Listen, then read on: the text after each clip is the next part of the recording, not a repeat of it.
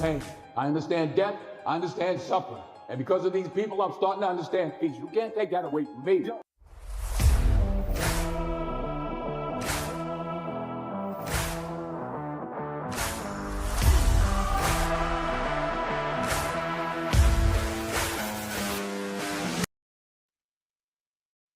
Welcome, folks. Welcome. Leon Francis, BlackBeardLogic on the Guns in the 701 Network. Happy to be here today on this great Friday. It's been a pretty awesome day overall. I've been a little bit busy.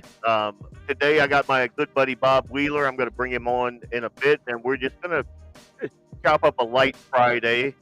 If you think a light Friday is, I think the first topic we're going to talk about is the UFC 250th, which was pure patriotic testosterone on steroids. Like, you had the fighter jets overhead, the Marine band blasting, massive production on the South Lawn. Justin Gagey put on a masterclass. It was phenomenal. It was America showing out. It was America showing strength, freedom, excellence, all of that. And it was exactly, in my humble opinion, what the doctor ordered. Meanwhile, new polling shows that American national pride is in a nosedive. But shockingly, or maybe not shockingly, it's only from one side of the aisle.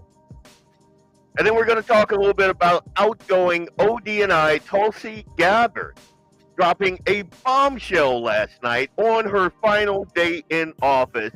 It's the COVID thing. It's the Fauci thing. We're going to dig into that. We're going to dig into Rand Paul. We're going to dig into the whole auto pen thing. We're going to talk about that.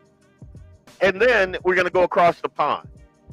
Like, what the hell is going on in the EU? 250,000 British kids. Horribly, like, it's right out of Oliver Twist. It's worse than that. And Robert Lowe brought the receipts. So we're gonna break all of that down. We're gonna talk about it. We're gonna try to keep it lighthearted. BlackBeardLogic, Guns in the 701,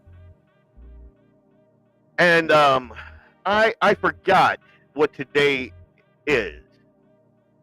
So I think, give me 1 second. I'm gonna see if my good buddy Bob Wheeler remembers what today is. I'm going to bring him on right now. Oh, wow. Dude, you are tiny. Let me see if I can do something about that. That's a good thing on my end. Wow. Okay, here we go. Let's do this. Let's do that. Let's make old Bob Wheeler stand out. There we go. Let's do this. Boom. There you go. Good evening. Oh, I can hear you all right. I can see you just fine. Hey, do you know what today is? do you know that K-Fire, I tried to comment on K-Fire's little, I think they had a post about it. And, they won't let you? No, they have restricted access to it. First of all, I will say this. I got the comment on it, and there was some absolute bullshit comments on it. Okay? I will say there was absolute negativity and racism and shit that I didn't even need to see. Just that stuff. I commented I'd be okay with it, to be honest with you, if it wasn't such a stupid damn name. Okay. Yeah. But there was some crap comments on that. So shutting down some idiot's First Amendment right. Juneteenth. What's the point? Yeah. I'm trying to keep I it guess I lighthearted, didn't see the right? comment. But it's, I guess I didn't see the comment. They were horrible, dude. I posted, silly me, I almost forgot what today is. 161 years ago today, on June 19th, 1865, Republican President Abraham Lincoln and a Republican-controlled Congress took decisive action to end slavery. They freed millions from the chains, and defended tooth and nail the right to freedom from the Democrat Party. Then Democrats started the Civil War to preserve slavery. They founded the KKK. They passed the Jim Crow laws. They filibustered the Civil Rights Act of 1964. So if you are celebrating Juneteenth today, don't forget to thank the Republicans who fought to make freedom a reality for all Americans. History matters. Let's remember it accurately. Those that forget will soon repeat it. 100%. 100%. It's insane. And I admit, like I said earlier, I was really disappointed. I mean, some of it is stuff that say me and my buddies from the Marine Corps, black and white and green and yellow and whatever else, would probably say to each other back in the day, right? But when some people say that stuff, it's meant the other way. And it's like, guys, just quit. This stuff is dead. Leave it alone. Hug your brother and move on. Good God. Now I gotta get on there and see what I can see. I guess I didn't see any of that. Dude, I didn't dig into it either. So typical watermelon fried chicken comments, things like that. You know, and some of that stuff is just, it really is funny anymore, as long as it's meant the right way, right? If you know who you're talking to and your friends and whatever else, I mean, the stuff that we used to say to each other back in the Marine Corps, oh my God, you know. Yep. But it's just, even for me, okay, I'm the guy that does free speech all the way, right? I don't care what the word is. But talk about some appropriateness, and let's be human beings and be decent to each other and let this crap go. Happy Juneteenth. Couldn't they come up with a better name? Juneteenth. I'm not a fan. I'm not a fan of because it was born in ignorance. There's a lot of pandering that went into it. I think our national holidays should be something for everybody to show national pride. And one of the things we're going to talk about is national pride. I think things like Juneteenth is meant to divide. I don't think it has anything to do with bringing the country together. I think that the version of history that if a you lot had of our a celebration planned on this day that was a national celebration instead of like the whatever month it is, that's Black Pride Month, right? I think that is the biggest joke in the world, because we don't have a white Pride Month, we don't have a Asian Pride Month, we don't have a Mexican Pride. It's stupid. But if you wanted to put a cool holiday together and pick it, even if it is this date, and it should be a nationally celebrated, hey, how about we call it the day America got its shit together? Okay, or go to the Civil Rights Act, and that's the day that America got the shit together, right? Yep. And make something really memorable out of it. But like you said, it's a joke. It's pandering. It's something from the left, and I think it's another step to keep black people enslaved. 100%. And fighting with everybody else. It doesn't make any sense. But like I said, I'm okay with it. Pick a better name, you know. I don't know. I'm a simple boy, you know. I'm a simple Southern boy. Like I The highlight and disappointment of last week is when I found out Bo Duke was coming to Fargo, because I have, from the Dukes of Hazzard, because I have a die-cast General Lee from when I was 9 years old. I have it today. It's a little beat up, and man, I'm like, oh my god, I was like 200 miles away though, so there's no way I could have met him. I think that would have been awesome. Where was he going? Fargo, North Dakota. He was in Fargo, North Dakota. I wish I could have met him, man. Dude, my nephew just graduated this spring. And Okay. I didn't get to grow up, or him grow up with around me that much, but I knew him and I know him. Yep. He's a gearhead, he's a mechanic, but he is a Dukes of Hazzard fan from day one. His mother bought him the box set as soon as there was a box set on DVD, right? 100%. And I hunted, and the one thing that TikTok is great for is little things that when you least expect it. And they had an amazing, high quality Dukes of Hazzard pocket knife with the General Lee painted on it, the Dukes of Hazzard scene. I made his day. He still swears it's the best gift he could have ever gotten. And he's the hugest fan. If I'd have known about this, man, I'd have drove to Max, picked him up, and drove him there. Yeah. That would have been so awesome. Yeah, I didn't know. Someone texted me and said, "Hey, did you know that Bo Duke is going to be in Fargo today?" I'm like, no, they should have probably advertised that. Well, John Schneider, he's super conservative. Yeah. Why didn't they have him speaking that way too? Oh, right. He's one of us. I mean, he's absolutely 100% one of us, patriotic, Republican conservative. So, Bob, along those lines, what do you think? So I'm gonna do something here. First, I want to play this. This is UFC 250.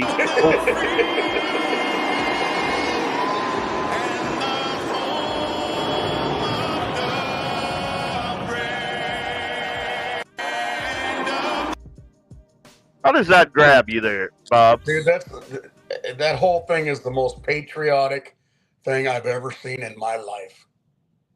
That whole event. Yeah, I'm right there with you, and that's exactly how I felt. And well, what time did I text you? 9:15, 10 after 9? Yep. It was pretty late. And we had both kind of pretty much forgot about it. Yeah. We got the date screwed up on our head. And dude, if I'd have known it was going to be, if I'd have remembered, we'd have thrown a party. We'd have thrown a get together. That was the most that was better than any Independence Day celebration I've ever seen in my life. Yeah, it was phenomenal. And liberals were all wee-weed up about it, though. Like I be that way. And so I wanted to play that because I want folks to get a sense of how much Trump loves this country and how patriotic he is and has always been, even when he was a Democrat. The one thing that never changed about him is how much he loves this country. Mm-hmm. Now, with folks like me and you, things can be happening in our country that we do not love, but we still love this country. Like, I'm not leaving this country because something went wrong. 100%. I'll fight for it. I'm going to stay and defend this thing till literally the death, because I'm not going to die on foreign soil unless I'm in a war. Yep. This is my country. But so this is why I bring this up. This is where national pride is right now, according to this Gallup data. Record low 58% of U.S. adults report being extremely or very proud to be an American in 2025. Now, this is largely driven by a sharp decline among Democrats and independents, while Republicans remain steady. Now, when you break this down, Republicans are like, they started out, I think this goes from 2020 or 2021. This is under Bush. It goes through Obama. It goes Trump 1, Biden, and Trump 2. And the thing that is consistently high, right up there in the 90s, is the fact that Republicans love this country no matter who's in charge. The Democrats fell off a cliff, man. Mm-hmm. Like they are down like 29% patriotic, love this country. And things like what we were discussing a second ago about like the Juneteenth and the folks getting black fatigue and this inundation of lesbian black boss chicks that we are just inundated with, and the history that's been taught, like white people bad, that sort of thing. And it also breaks down by demographic. Like the younger you are in that Democrat demographic, the more likely you are to absolutely hate this country. It's unbelievable. Here, I'm going to play Harry Enton here. Young adults. Yeah, there has been a major shift over the last decade among young adults in terms of how they feel, their pride in being an American. Because what are we talking about here? Well, let's just take a look. Under age 35, pride to be an American, extremely or very proud. You go back a decade ago under Barack Obama, it was 71% of those under the age of 35 were extremely or very proud to be American. That number has fallen through the floor. Look at this now. That number has fallen in half now. Just 36% of those under the age of 35 are either extremely or very proud to be an American. And this is a number that we've seen across the polling data. There has just been a major shift, a historic shift in the pride that young Americans feel for their country. Let's break that down by part. So how does that grab you, Bob? How does what I gave you a little bit of why I think this is. Why do you think? Well, first of all, the what you played didn't play. What you show me there, and the numbers aren't great. It's insane to me that, and I still believe that it starts in our schools where these kids from kindergarten on up are being inundated with left-wing ideas. They're not getting, well, just saying the pledge probably was one of the number one things that put patriotism into my heart, into my mind. Going to a rodeo with my dad and learning how to put my hand over my heart, knowing that my father was a Vietnam vet, whether I believe nowadays that he should have been there or not, doesn't make any difference. I'm proud of my father, proud of my country, proud of that flag. And I learned that very, very young. So these numbers honestly aren't really that surprising to me. They're just disappointing. There are Democrats that are patriotic and flag waving, and they're not liberal, left-leaning, horribly left-leaning idiots, right? But Right. they've got different ideas than you and I do, but they're still patriotic, and we could go out and celebrate Independence Day with them. Or we could have watched UFC, 250 the other night together and had a blast, right? Yeah. But the younger generation has been our generation, other than I will say you, exception, homeschooling, Eli, doing what you're going to do, right? There's not been enough of that. And I don't know, I hate to blame it on Gen X, right? Because we're Gen X. But which generation let these kids be inundated too much without teaching them the good stuff at home too? So disappointing, not surprised once again that these numbers are where they're at. You went through Bill Clinton. I was in the Marine Corps at that point in time. I went through Obama, 8 years of absolutely PO'd at the world, right? I went through Biden, PO'd at the world, but I still loved my country. And these kids aren't getting taught that, and they don't believe that we're the greatest nation that's ever existed. And you know something else? A lot of our elected officials have that same mindset. Mm-hmm. I mean, I don't understand why they even you listen to people like Ilhan Omar and Elizabeth Warren and folks like that, and there is a hatred for this country. It's almost like they want to deconstruct it. Here, let's some of this play out. Let me know if you can hear this or if it's playing. Do you have this over the same period of time among Democrats? Yeah, okay. So there are two reasons why pride in this country are falling. One is younger Americans. The other is Democrats. Okay, let's take a look here. This is from 2013 to late 2025. A slightly different survey, but if you look at the same survey that I was looking at on the first slide, it's the exact... It's the frame once in a while, but there's no video or no sound and no... Yeah, it's not playing. I thought maybe it was just me since we're still dealing with my silliness with a cell phone. Oh no. So I pulled up Facebook and it's playing there. Good. So I don't know why mine wouldn't. So if we're just looking at this freeze frame, extremely or very proud in 2013, Democrats, 83%. In 2025, it dropped all the way down to 31%. They base it only on a president? That's the only thing that I could see. And there's a steady decline because if you go back to this, you can see there's a steady decline. And it doesn't matter, like Obama was in, you know, it's still lower than it was in Bush's term.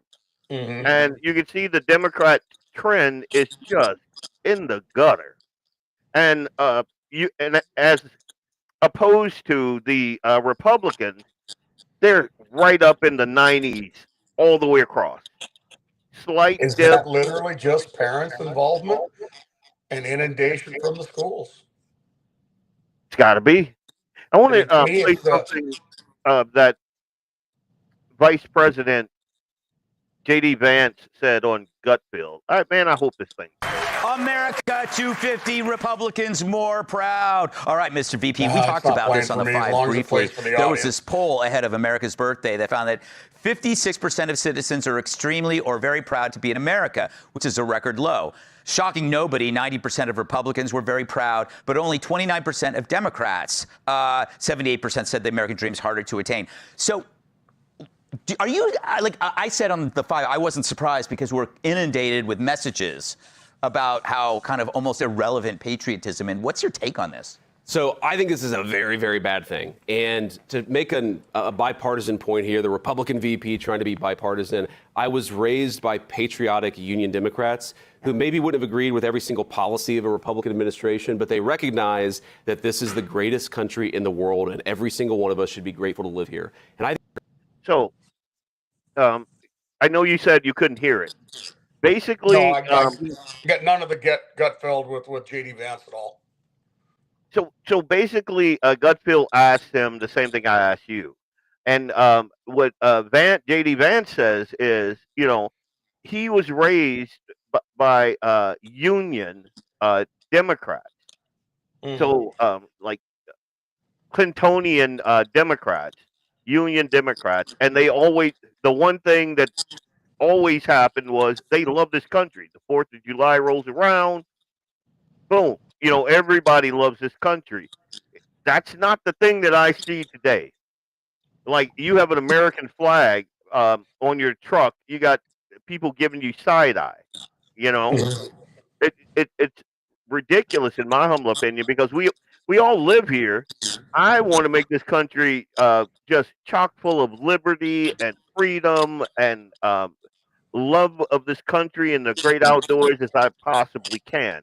And I want my son to, you know, have that same reverence for where we are, who we are as a people, and that whole thing. Because you kind of hit the lottery when you're born here. And it doesn't matter what color you are, you hit the lottery. Like, there's nothing holding you back here except for maybe, you know, your mentality. That's it.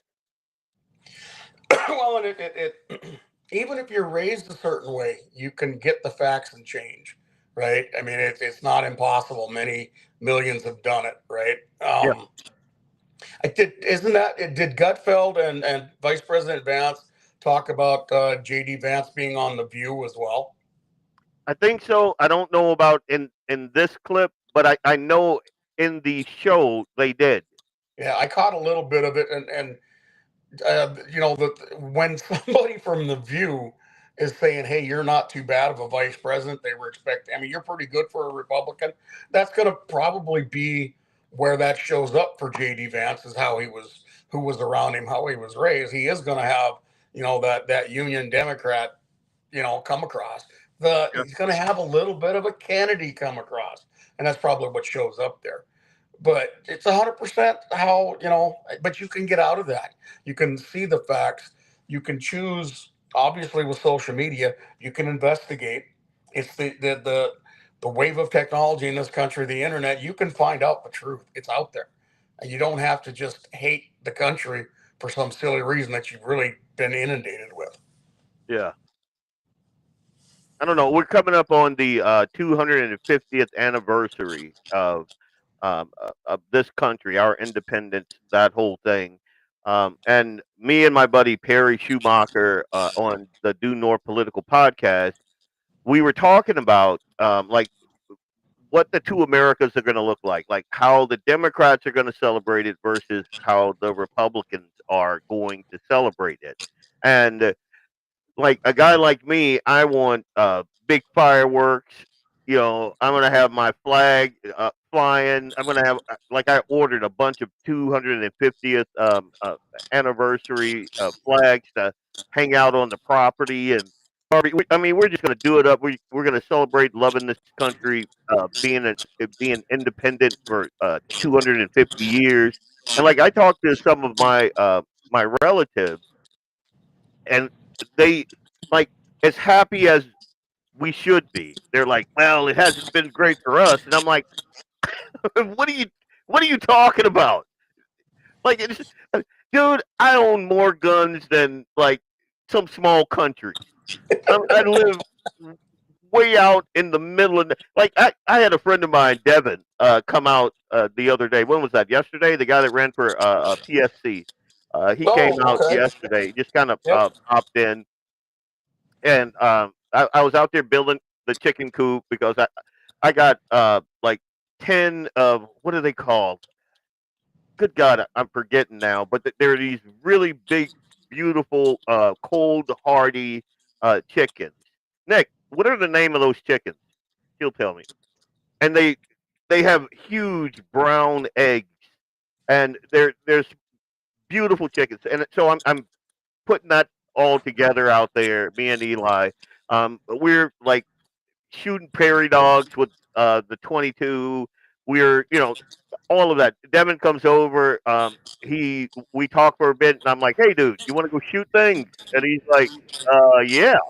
And so we go right out there and we start shooting. Like I hung up targets. I kind of made a shooting range back there. Like, where else?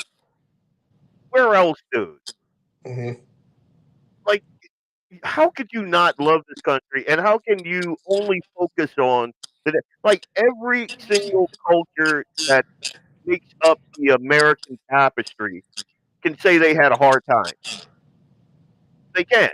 Is there a correlation to any of this that people live in the cities that don't enjoy all the freedoms we do in a rural environment? I don't know. That's the thing. I grew up in the middle of absolute nowhere, 32 miles from town, at a natural gas compressor station, right? I could shoot 360 as long as I was at the right distance, had the right background. Usually there was hills in the way of anything that I couldn't shoot, type thing. The freedom too, as raising kids out there like my parents did. If we were running around half dressed probably most time, making mud puddles, and we really did have the freedom to do that and get dirty, and for the most part we'd had immune systems when we were young. And I guess if you're trying to do that in the city, it's not going to go very well. We enjoyed freedoms, we appreciated our freedoms, and then that may be part of it. And just like your son is enjoying the life that every boy should, as far as I'm concerned. I learned to drive on gravel roads, right? I didn't have to go through a parking lot with mom and dad and do this and do that. I was driving to the bus stop at like 12 and 13 years old. It was 3 miles away.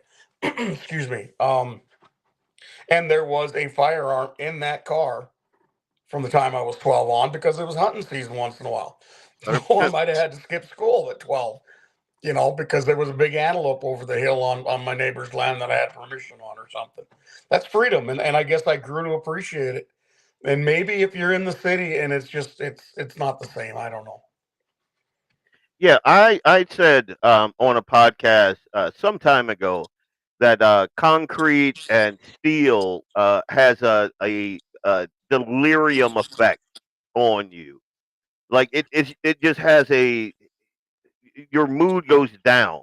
And I used to think, it's pretty cool. You live that kind of urban life. You go down to the Starbucks and that sort of thing. None of that appeals to me. Like absolutely none of it does. Like I could care less if I ever have a Starbucks latte. I don't. I drink my coffee as black as ice. Yeah, the closest fast food joint was 120 miles away from where I grew up, dude. Yeah. As long as I don't want that. If I live close enough to a small town and they have like a Sonics, I'm all right. I'm good. I'm good to go. That's all I want. Over to that town called Lisbon, and they've got something called Ice Cream You Scream. I'm plumb content. Oh, that's awesome. I know right on Main Street. Yeah, I know exactly where that is. Right across the street from the theater. Absolutely great cheeseburger, chicken meals. I don't need it to have some national name on it, and I'm getting better food. Yep, 100%. And again, I think that urban setting, and that's where they're trying to push everybody into those urban centers, and you'll notice that those urban centers are almost 100% liberal. They're 100% dependent, except for the people that are making the money. Like the regular folks there, like this election cycle, you kind of see that. The city of Fargo is $1.7 billion in the hole because it's being run by liberals. And so what do? They double down on stupid and they elect another liberal. And the conservative, and he's not even like Tony Garrick is more libertarian than like Republican or conservative, but fiscal conservatism, that's his thing. They didn't want that. Like it blew my mind how, and then you got like Michelle Turnberg, and nope, they don't want that. It just, you're $1.7 billion in the hole. Why not try something new? Money grows on trees for these people. They don't have any trees, so they don't know what the hell they're doing. They're in town. This just doesn't. But we're trying to trying to keep everything light, right? And it's not always the easiest thing to do. But when you talk about the cities, all rural environment, we're all being herded to the city day after day, week after week, year after year. They want you in the city so they can control you in the city. They got more rules you're going to follow. There's a lot of rules that we won't follow out here in a rural environment that in town you have to follow. You don't have the freedom. They don't want us. Well, okay, you just talked about chickens. Now, so many of these small communities, and I mean smaller communities, are trying to keep people from raising chickens. The big cities are definitely trying to keep you from having backyard chickens. Now, I can understand maybe not having backyard roosters all the time, but still, they want to keep you from being able to raise your own food. And that's what it is. And you got a bunch of Karens that are going to complain about the noise. You don't have to worry about the smell living in the city with backyard chickens. Big deal. They keep your yard clean of bugs. What is wrong with it? And that's just another tool to keep you dependent on city life, a grocery store with all these little tiny eggs that taste really, really bad. In my former life, I had farm fresh eggs for 15 years. Yeah. I could care less if I eat an egg right now if I can't get them farm fresh. They're horrible. But yeah, that's just that city. And I hadn't heard that there's an actual study on it. I'm sure there is about the concrete and the power lines and the buildings. And I'd go crazy. You would have to lock me up in a short period of time. I've tried it. Memphis, Tennessee. I tried it. Well, mostly Memphis, Tennessee, and the Marine Corps. I can't do it. Yeah. I go crazy. I'm looking over my shoulder, talk about neck on a head on a swivel. You know, I'm constantly, when I go to town, man, I just can't relax. That's me right there. Yeah. You know, my back is never to a door. I'm watching every side street, watching every red light.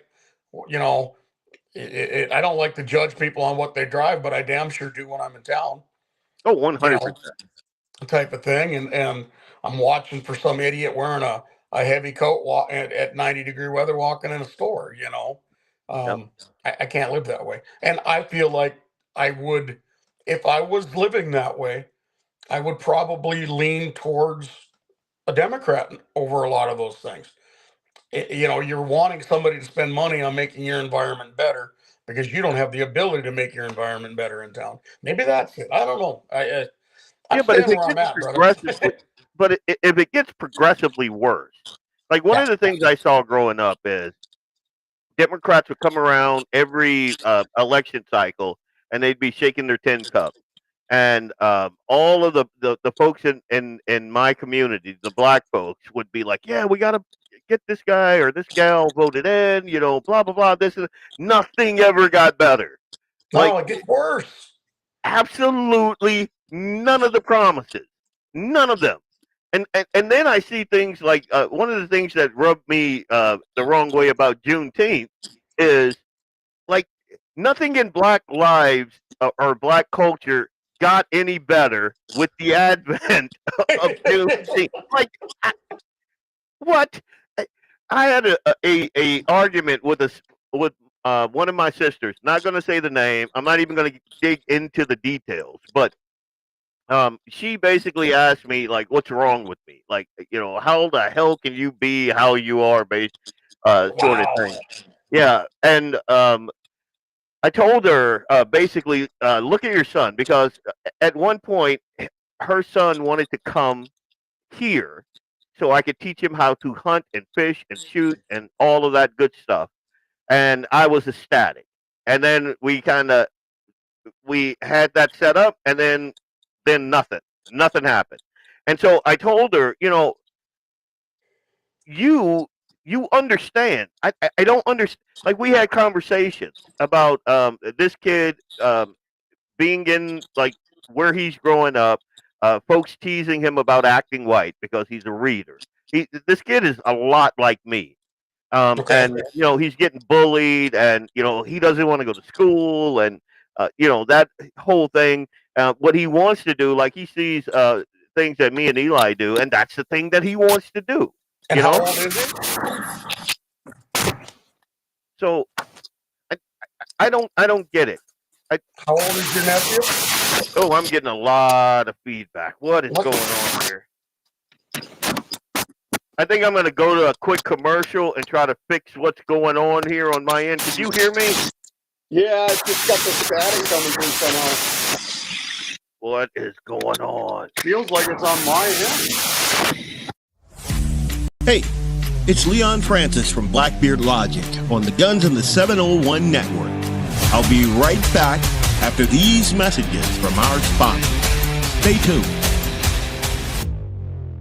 LAUER Auto Repair, located at 309 South Washington Street in Bismarck, North Dakota. Give them a call at 701-258-6308. The team of mechanics at LAUER Auto can take care of any problem your vehicle is having. And when you do business with LAUER, you can be assured you're doing business with a pro-Second Amendment, America First repair shop. There are plenty of other auto repair shops in the Bismarck-Mandan area. But why take a chance at patronizing a shop that might not have your beliefs at heart? Make no mistake. LAUER Auto is your pro-Second Amendment repair shop. When you talk to the guys at LAUER Auto, don't forget to tell them that you heard they are a sponsor of Guns in the 701 and that you appreciate their support of our pro-Second Amendment, pro-North Dakota live stream and podcast. That's LAUER Auto Repair, 701-258-6308. 701-258-6308. Located 309 South Washington Street in Bismarck, North Dakota. I am Leon Francis, and this is BlackBeardLogic on the Guns and the 701 Network. Let's get it.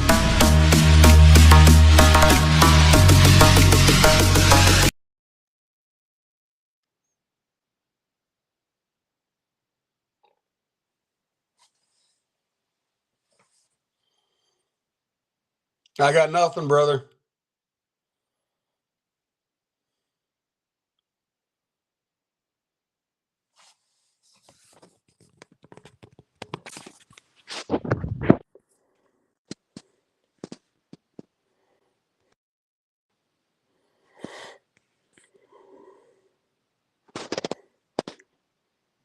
Can you hear me, Leon? I can't hear a thing over here.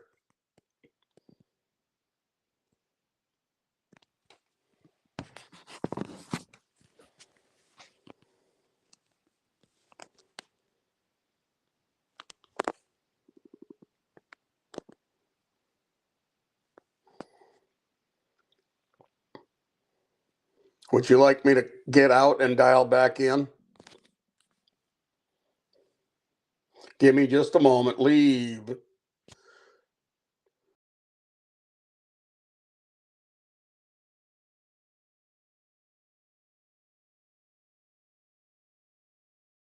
Young adults. Yeah, there has been a major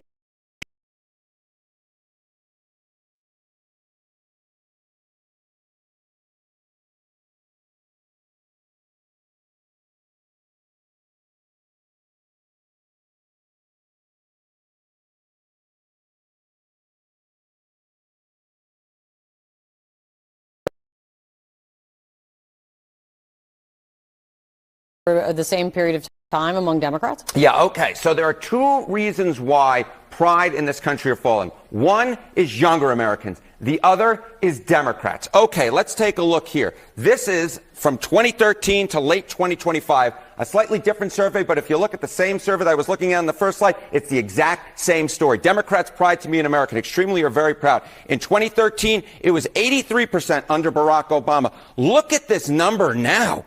Just 31% of Democrats say they are extremely or very proud to be an American. That is the lowest number on record. When you combine both youth and being a Democrat, that number falls into the 20s, falls into the 20. Young Democrats, Generation Z Democrats, less than 30% of them are either extremely or very proud to be an American. So what we're seeing here is both age as well as partisanship playing a major role in the fact that pride and the proudness to be an American, either extremely or very proud, is at record lows. Yeah, and the motivations, just look at the time period for Democrats, that is in line with how politics have changed.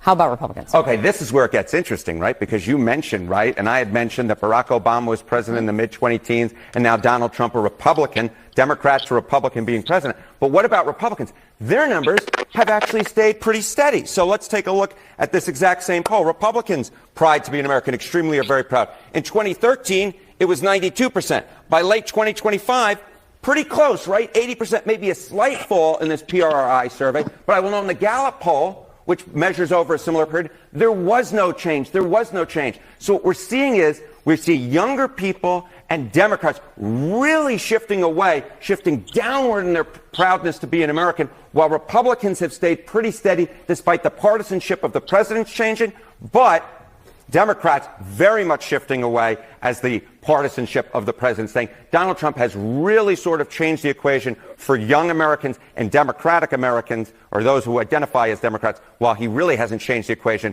when it comes to Republicans whose pride levels have actually remained.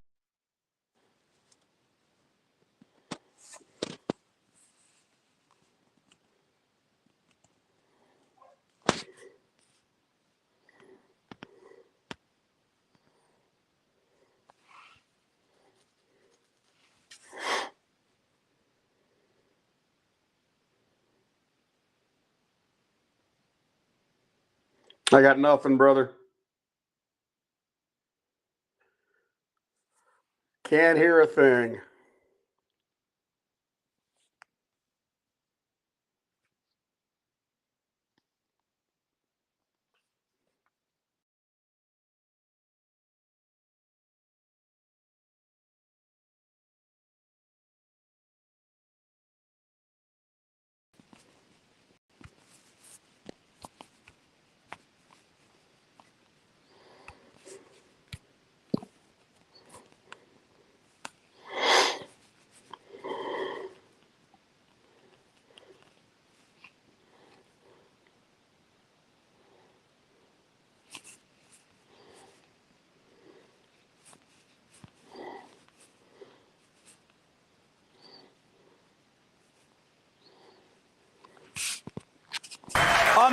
got 250 Republicans.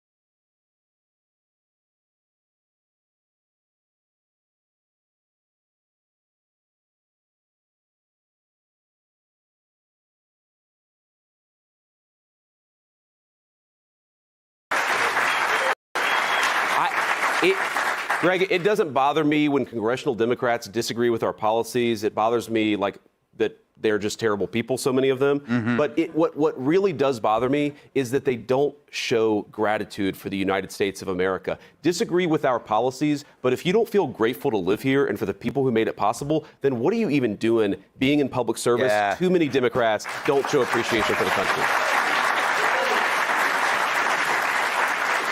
Connors, I guess what I'm reacting to is the way a large group of Americans will smirk. Like whenever, like if you, like they'll smirk at American flags and pickup trucks. So smirk when people. That's what I like. It's like, where does that? And everyone loves her. Tell her. Oh. but that's. People don't want to leave the country and go to another country. Longer, they have wisdom, they know how things work. What say you? Maybe, I don't know, but I noticed that low-key, everyone kind of does celebrate the 4th of July. Yeah. I do think it is just a thing, like Tyler says, a lot of people say, maybe to try to sound cool or something like that, like, oh yeah, like America, but it's okay. You can have things you might want to change about a country, but as you pointed out, these people don't want to leave the country and go to another country because this is the greatest country to live in on the planet, obviously and easily, right? And I don't know why that should be such a hard or embarrassing things to say. I don't quite get that. We also have so much more in common than we do different, and I think that we really should. We got to a place where there's so much money and whatever. As mayors in places like New York. All the independent films, the serious intellectual films, you know, it's always like an American corporation.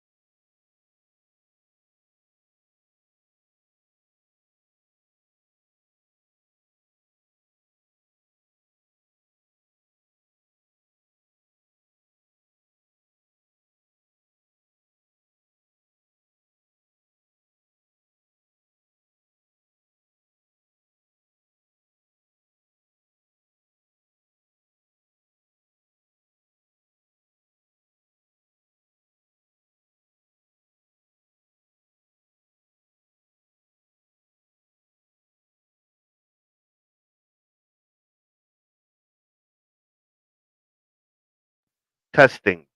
Testing. Test. Testing. Testing.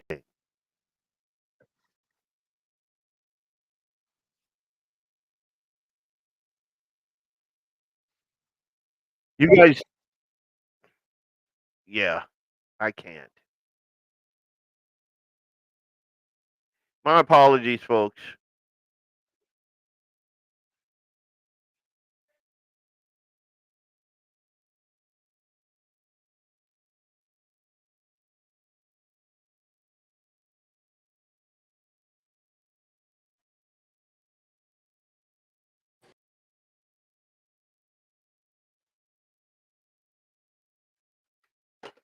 I'm restarting my whole system. That's slow.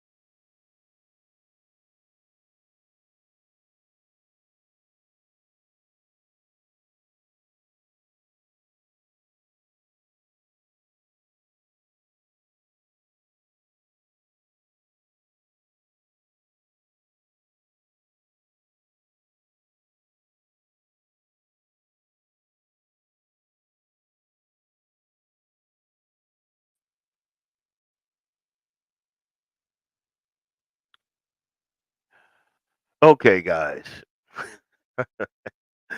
I restarted my system.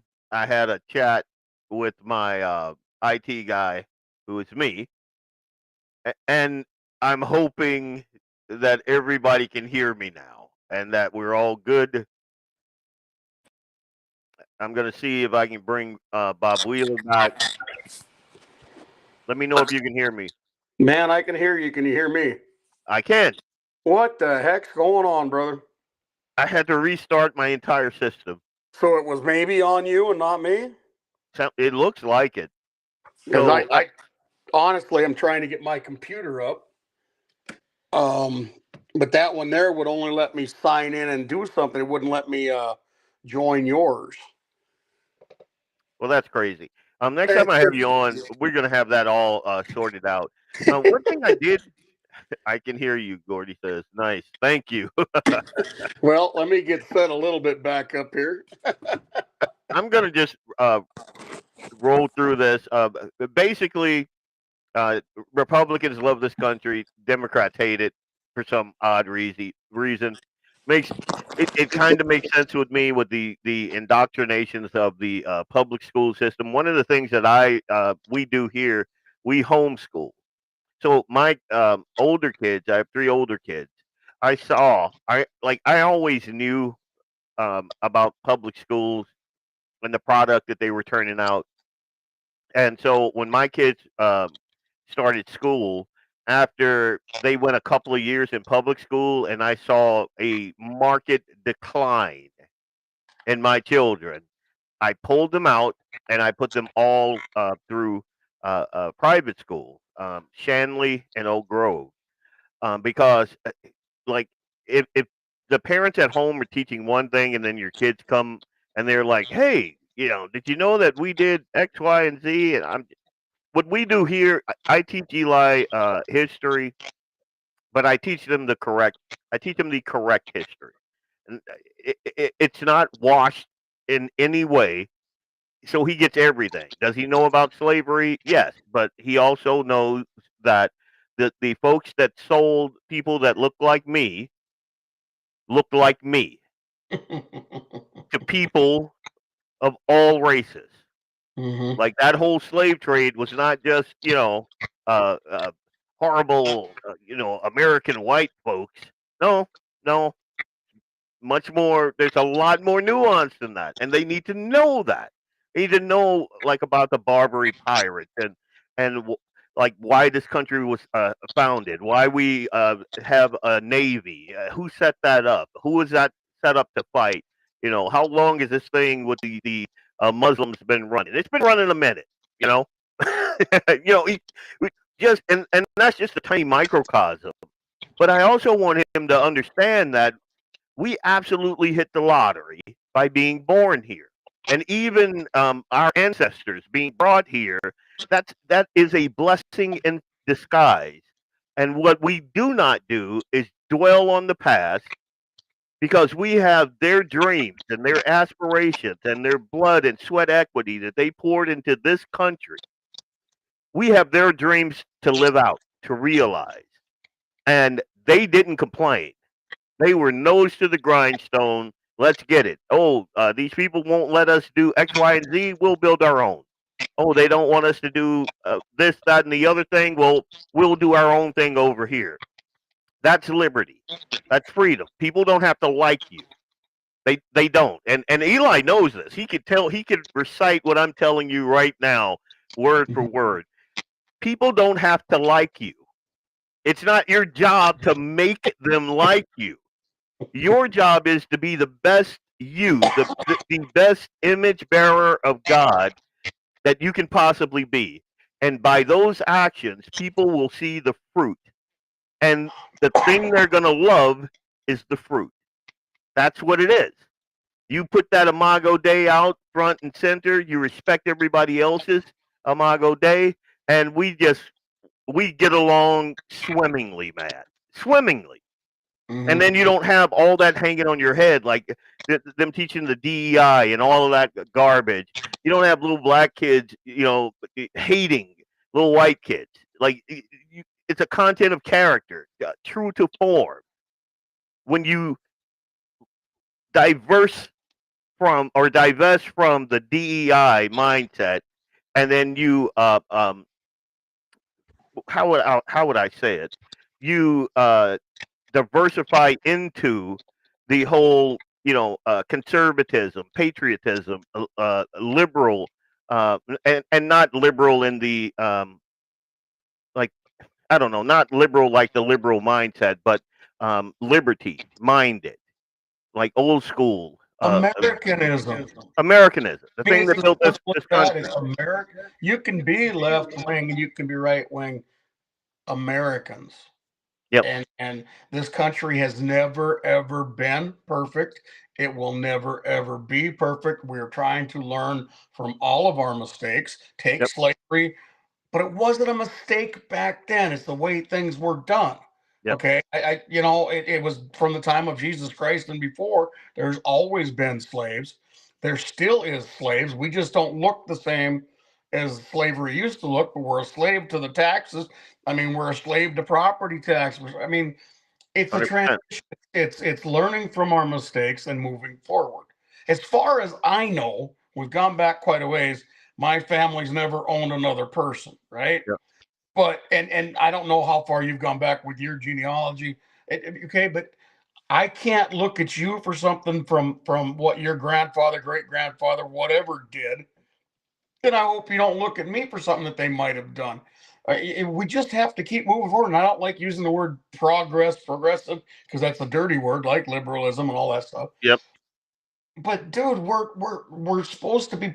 I'm not worried about what happened in 1964, other than I don't want it to happen again. Yep. And I think a lot of folks are pushing for that to happen, though. That's the scary thing. Well, there is, and they're trying. We are not divided by race and color in this country unless you let the media and the politicians divide us. We're not. 100%. Absolutely not. And social media has done some very good things for race. Okay. TikTok has helped me a lot see some of the other world again. And I've got a lot more black friends on TikTok than I ever have on Facebook. And if we're going to talk about this a little bit, look at your skin color. Oh, we lost it again. Nope. There we go. Your skin color, my skin color. Two of the most influential conservatives, as far as I'm concerned, in the state of North Dakota are two of my best friends. Both of them are black. Michael Coachman, Leon Francis. Now, that's not. Hey. 1 second. Michael Coachman had an announcement the other day. You want to tell everybody what that was? Michael Coachman is running for the Secretary of State's office. Nice. Okay. Coach is one of my best friends, and he knows that I was sick and tired of his attempts to run for governor, because I didn't think it was where we needed him, because the people, everything was just stacking up against him and beating his head up against a brick wall, right? Yep. And he mentioned that to us live on the air, 1470 KHND the other day with Rick Jensen, our David Adams, Michael Coachman, and myself in the studio. Yep. I was like a little schoolgirl, brother. Secretary of State, if you want someone to help fix this state from one of the best offices he can do that from, please remember to sign the petition and support Michael Coachman in November for Secretary of State. Coach, that's the biggest and greatest job I can do for you as a political advertisement. That's pretty awesome. I cannot wait to start rolling out pro-coach media content. It's going to be phenomenal. It's going to be great, man. He's so intelligent, and he understands our Constitution, both national and state, better than just about anybody I know. Yeah. Okay, he was not born here, just like you weren't born here. Heck, I was born here. But he has become a North Dakotan over 20-some years ago. He lives and loves his state. He refuses to quit.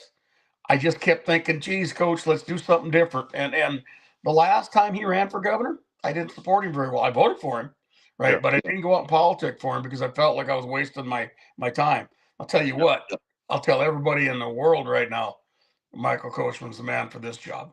And I love how he's doing it. I'll tell you this, there ain't no quitting him.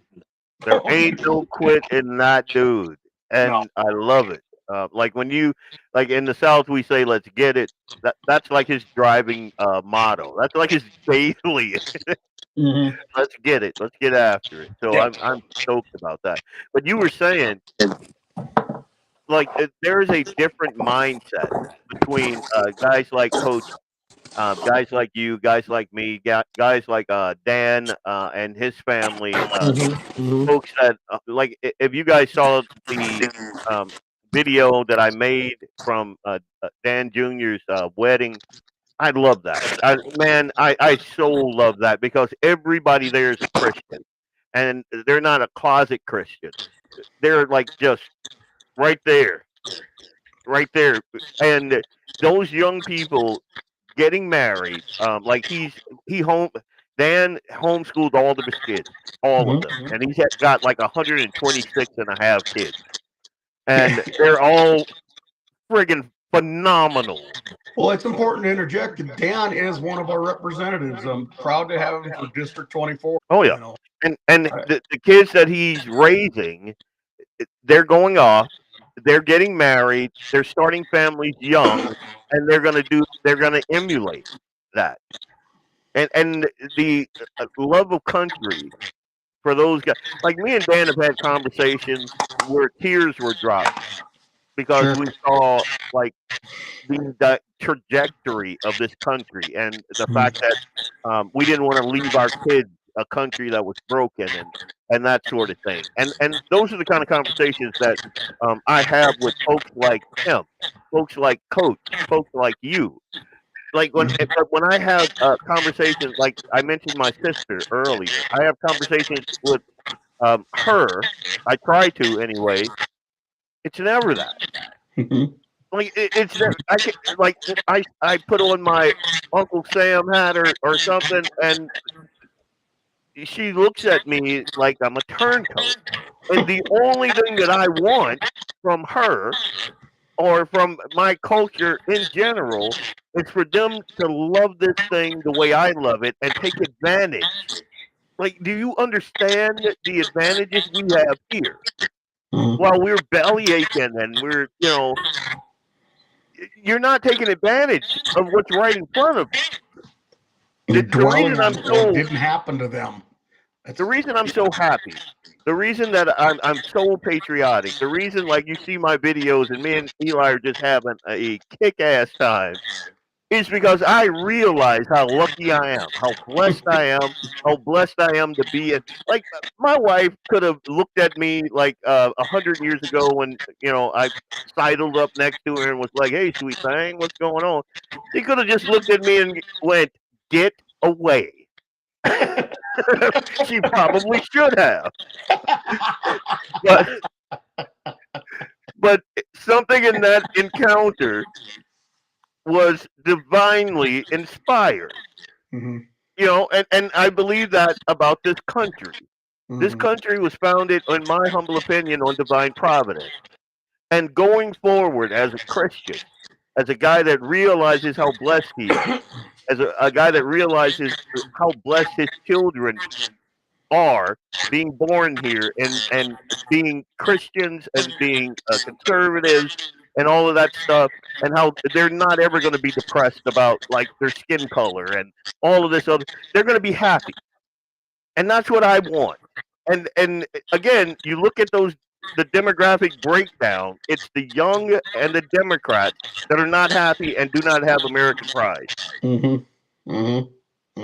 So, kind of like I was saying with social media, and the state of North Dakota, there's not a lot of folks that are black that live in the state of North Dakota. And there's definitely not a lot of conservative black folks, right? So if the liberals and the racists want to use that against me, that I'm saying I got two friends that are black and that's my excuse that I'm not a racist, they can shove it, right? Okay, so I'm pretty blessed to have the only two black people I know in this state are conservatives, and they're two of the best friends I got.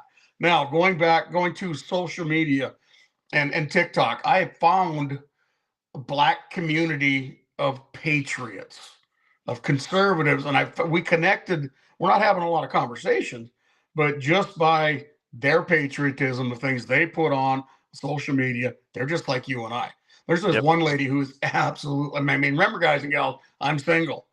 She's absolutely gorgeous, and her favorite music and favorite musician is Waylon Jennings. I want her to move to North Dakota. Okay, and this is a very beautiful chocolate-colored lady.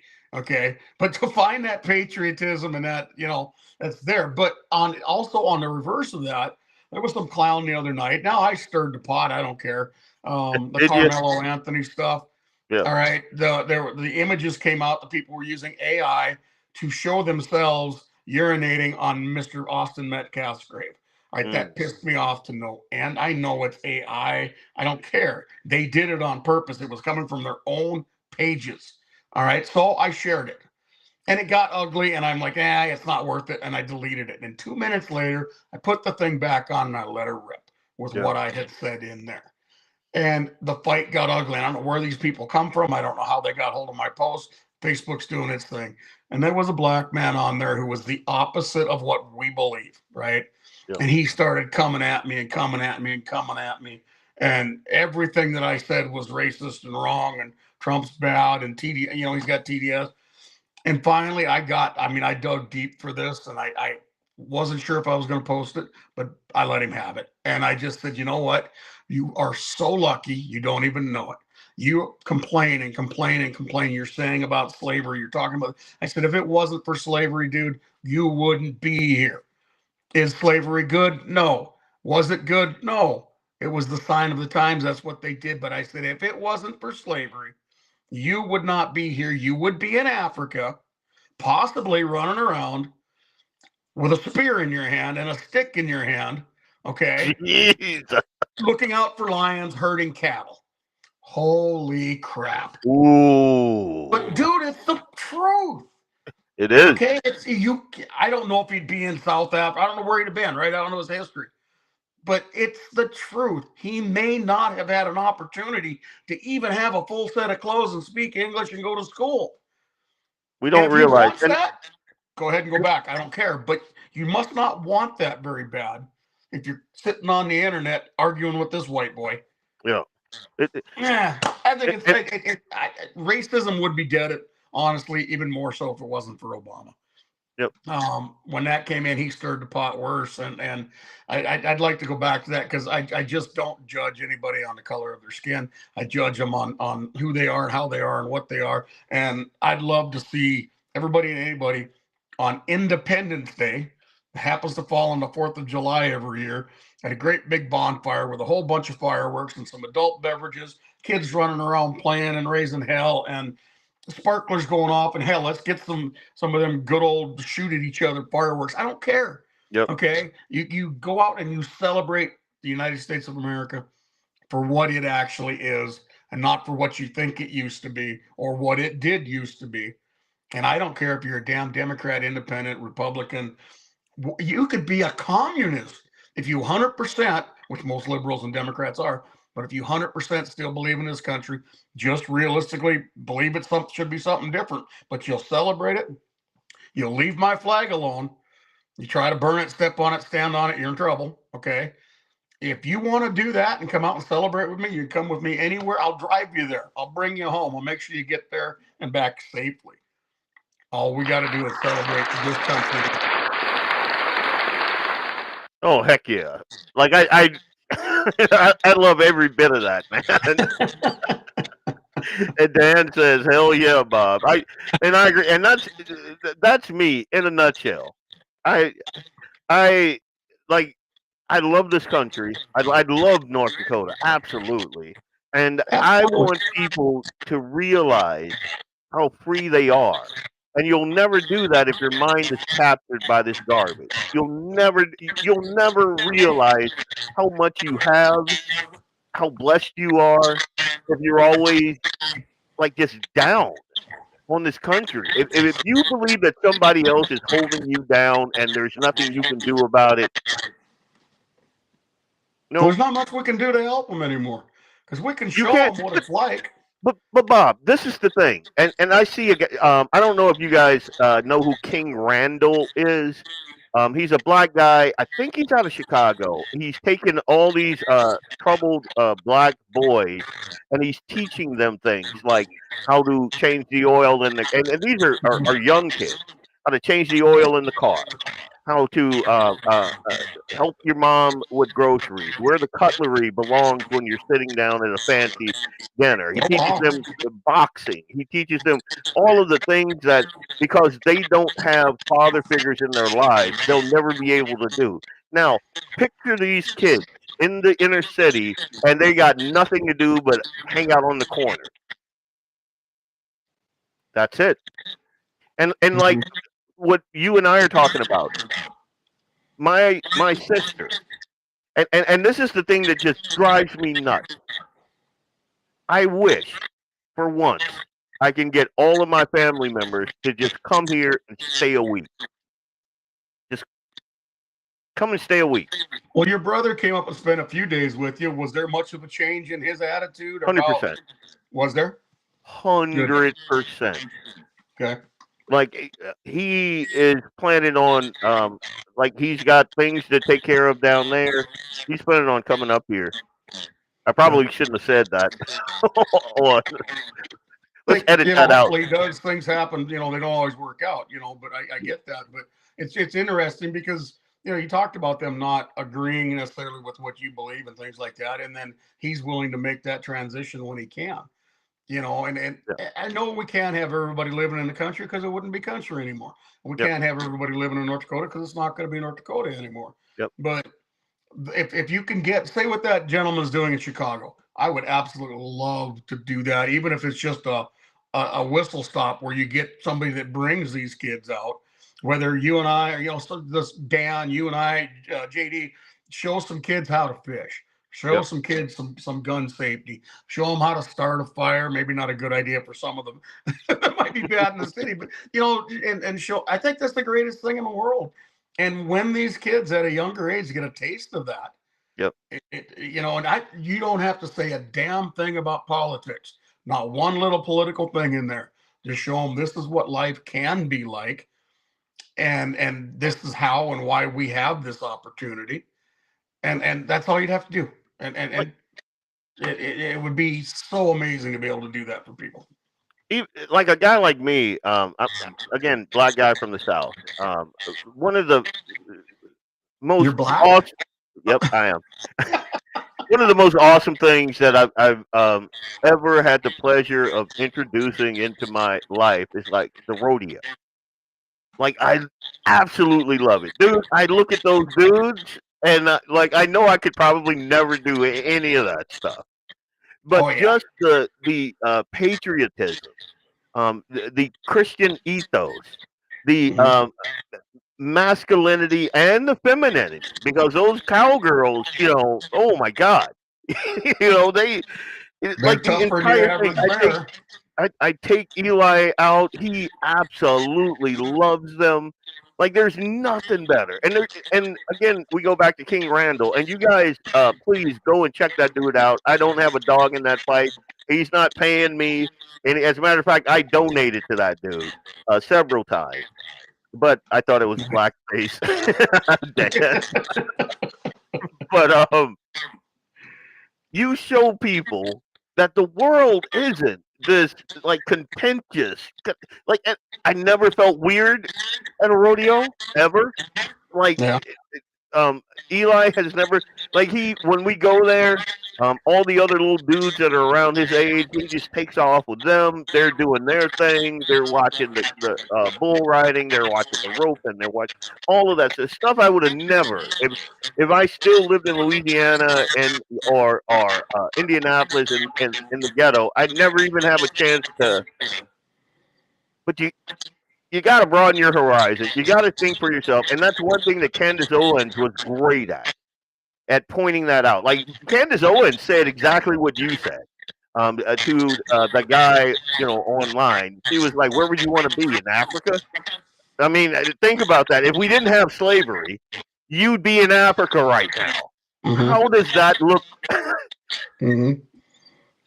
Like, and it's okay, I guess. Well, it's not okay for a black conservative to say it because she got just lambasted by the cancel culture for saying that way back when. And I'm not talking about. We're not talking about the Israel stuff or anything like that. Because to me, Candace Owens is more. She is a much more complex thought leader than Israel. And two things should be, I can agree with more than one aspect or none of those aspects of a person's ideology and still see the gem that is the kernel of that. I can still do that. I do that all the time, like with Tucker Carlson, with Bill O'Reilly, with it. Like you're still talking to me. You do it with me. 100%. And that's what I think. That's what makes life worth living. Like, even if we don't agree 100% on 100% of things, life is worth living to have these discussions, to have them candid. The last thing I ever want to do is be speaking to one of my friends and they couch their words because they don't know how it's gonna. They don't know if it's racist or not. They don't know. Here's a perfect example. I cannot stand Candace Owens anymore. Yep. Because of how she did things. I will not listen to Tucker Carlson, good or bad, because the way they did things just really turned me off completely. And now Sean Ryan has really it had been investigating more and more on what he's been saying. And I'm really disappointed in where Sean's at. And I really love the guy, in a lot of ways, but I just saw him and Candace Owens together. I'm having a problem with that. Yeah. I'm not quite as good at that as you. There's certain issues that will make me turn away really, really fast. Yeah. And when I'm seeing the TDS induced attitudes, and I do believe that in my mind, Candace Owens got TDS, Tucker's got TDS, and Sean is probably getting some TDS. So I might come back to him, but it's going to take a little more work than what's happening. It depends on, like, I'm a huge Sean Ryan fan, but it depends on the guests that he has on. Like, if he has ex-Navy SEAL, whoever on, I'm listening to that. Sniper, the dude, or not sniper, the guy that said something that I've always believed in. 22 was the greatest weapon he ever had. Yep. Slip around and go back and shoot somebody in the back of the head to sneak back up, get with the platoon. Sean Ryan's got some of the best content in the world. Yeah, absolutely. But certain guests, so I subscribe. Same thing with Joe Rogan. There's certain people that he has on. I'm going to listen to, but then there's certain people that he has on that I'm just not doing it. And I will watch that Colbert if he's got the right actor or the right person on there. Yeah, I've never been a fan of Colbert. And I don't watch it for him, but the other day he had an interview that I'd seen from the past with, say, Tom Selleck, one of my heroes as far as actors. I really like the guy. He's conservative. I watched it. Yeah. When Joe Rogan has some left-wing fruitcake nut job on, I don't watch it. Oh. And there again, I have the freedom to do that in this great country. Yeah. See, if we were in England, you don't have those choices. Like, I want the choice whether or not I'm going to be offended by something. I want the I don't want somebody else making it for me, and then I never even see the content. I do not want to live in a world. In England, you say the wrong thing online, you'll have a cop knock on your door. They're arresting them, and they threatened to arrest if the internet was correct. They actually said they wanted to come and arrest Americans for something they said online. Now, I saw that. A lot of hoopla, but. That's I saw that. We are truly blessed, and we are still free. I mean, granted, there's a lot of that bad stuff, right? And we're not as free as we'd like to be, and we've let some things slip, right? But right now we're bitching and moaning about some of the bad stuff on a privately owned, but we're saying what we want to say about who we want to say it right now. Like one of my new heroes did on the 250th UFC. Yeah, when you sent me that, I was comment. Yeah. He said what he wanted to say. In England, he'd have been in jail right now. 100%. Well, people right here wanted him, like, how dare he? He should have been taken out. And I'm like, no. Again, freedom of speech means stuff that I don't like, stuff that may offend me, stuff that like makes me absolutely livid. Because if you don't have the freedom to say that to me, we don't have a First Amendment. We don't have any of that. He was not in a theater yelling fire or gun. He was out in a big deal yelling what he felt and what he wanted to say. Good for him. Yep. It was hilarious. Timing was good. Whether you believe it or not, whether it's true or not, doesn't matter. And the memes that came after that were phenomenal. Hey guys, I'm going to take another break, and when we come back, because there are two stories that I really want to touch on. Tulsi Gabbard and that whole COVID thing. Truth bombs. And then I also want to talk about what's going on over there in the UK. Like, it is insanity. Dude, if you and I have Robert Lowe, a clip from him. I also have a clip from Matt Walsh. It's brutal, dude. It's brutal. And I don't understand, and again, I might get in trouble for this. I don't understand how all these white guys can sit around and allow, like, I mean, obviously you have some patriots over there, like, what's the guy? I'm drawing a blank, and he put together, like, basically 1 million man march because of the folks that they are importing into that country. Same as we do here. They don't. I would just say this: their worldview does not match with the EU ethos, with the natives of that country at all. They don't see them the same. They don't see their children the same. They see them as inferior. Like, how the hell can you come to someone else's country, see them as inferior, and then abuse them? And you're under cover of the elites that run that country. The most dangerous thing to this world right now is a friggin' Muslim. Yep. Like me or not, hate me or not, cancel me all you want. Their religion, their cult is not compatible with the free world in any way, shape, or form. And if you, I have said it before, I'll say it again. Kick them all out of here. Kick them all out of the UK. If you don't want to go peacefully, I got another way to send your ass home. I don't care anymore. That is the biggest. This is something else that really gets my grits, man. Like, how is this? Okay, over here in America, I'll stick here. How is this allowed? How is this allowed? In front of you and I. They're not doing it. We're not having to deal with it on a daily basis, right? And in person. But I tell you what, it'd be a different story if they were two real men and women, real Americans that care about this country. We aren't going to put up with it, but our politicians expect them to do it and encourage them to do it, and don't do a damn thing about the bad. So what I'm going to do right now is I'm going to go to a commercial. We're going to talk about Tulsi, and then we're going to hit this EU thing. I hope you guys got the stomach for it, because it's not good. We'll be right back. Leon Francis, Big Dog Bob Wheeler, Guns in the 701. This is BlackBeardLogic. Okay, let's go.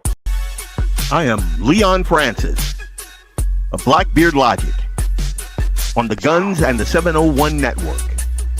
Let's get it.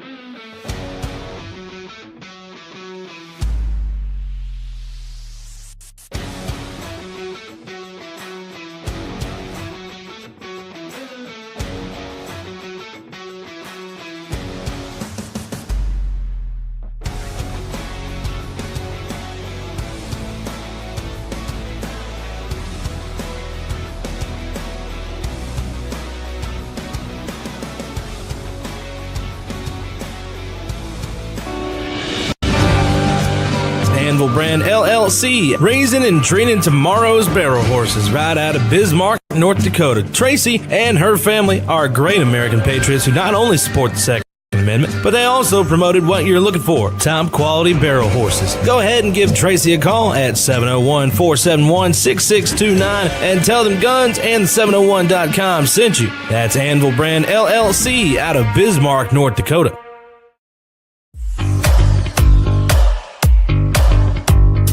At Horton Laser Craft, we believe in the power of personalization. Whether it's a cherished memory, a special occasion, or a unique gift, our custom laser engraving brings your vision to life. Our expert craftsmen and state-of-the-art technology ensure every piece is a work of art. From personalized decor to one-of-a-kind keepsakes, Horton Lasercraft makes every moment unforgettable. Visit HortonLasercraft.com today and start crafting your perfect gift. For more info, email them at HortonLasercraft@yahoo.com or call them up at 605-545-7535. Horton Lasercraft, where memories are engraved.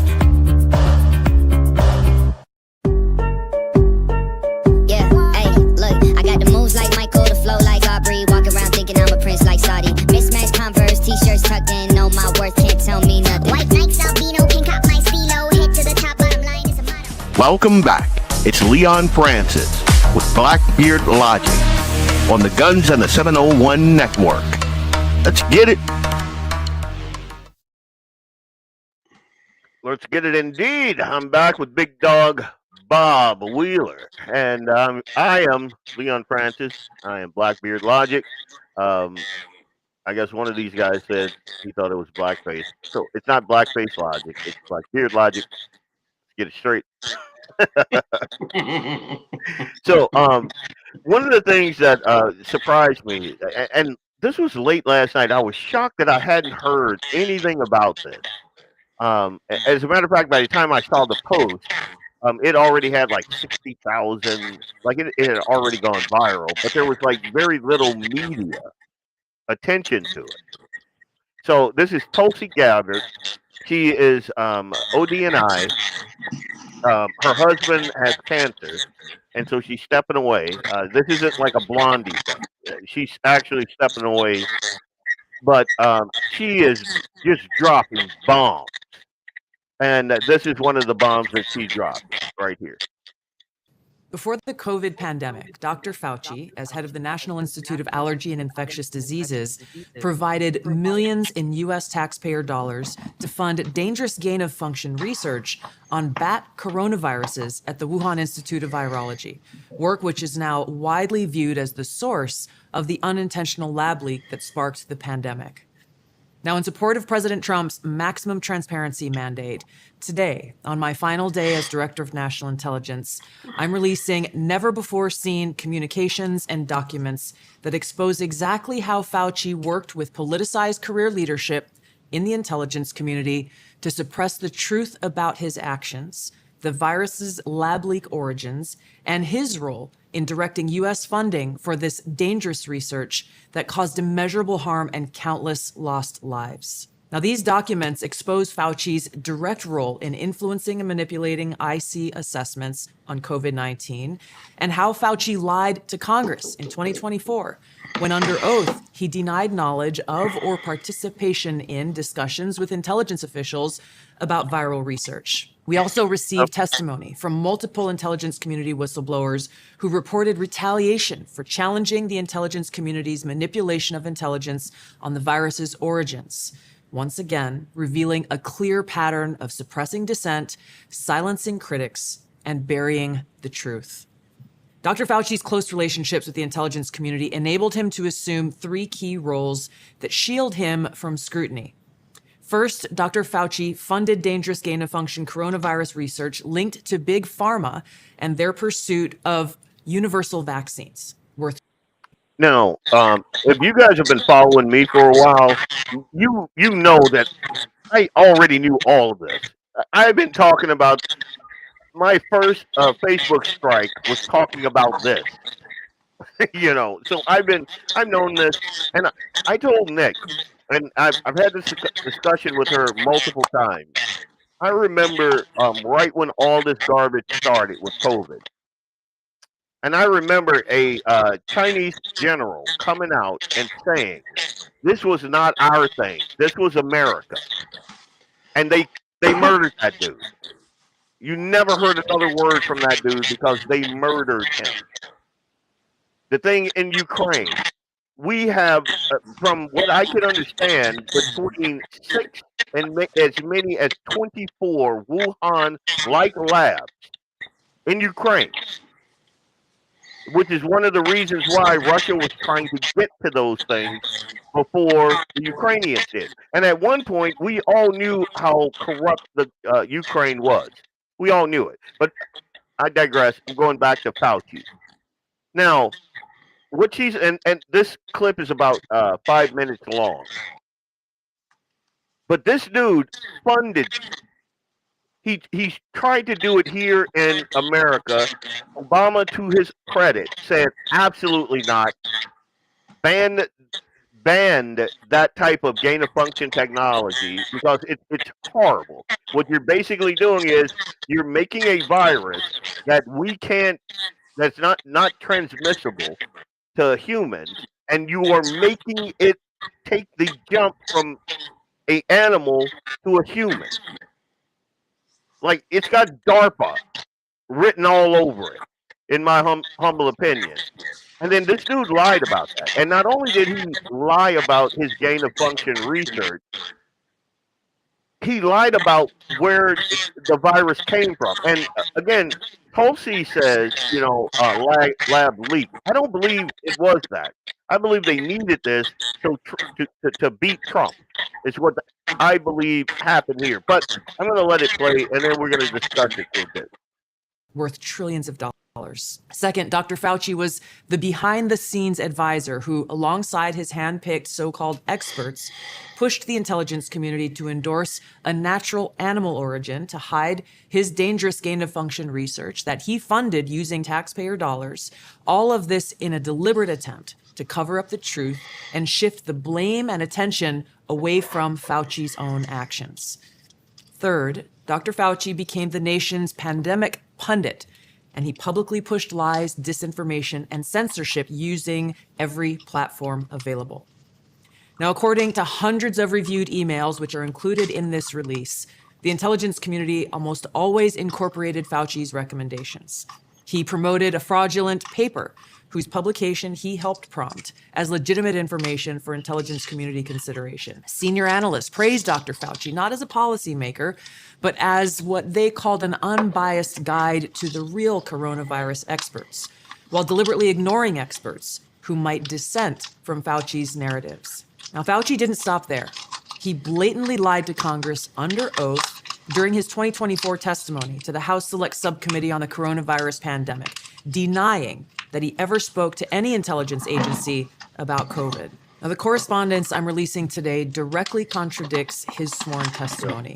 Now, we received statements from multiple whistleblowers revealing that the intelligence analysts who dared to challenge Dr. Fauci's COVID origin conclusions faced threats of retaliation, marginalization, and many suffered career setbacks. For example, a contractor was terminated just days after coming forward to ODNI as a whistleblower. Another example, those who advocated for the lab leak hypothesis or expressed dissenting views were reminded by their managers that leadership would determine which analysts would be promoted and which would not.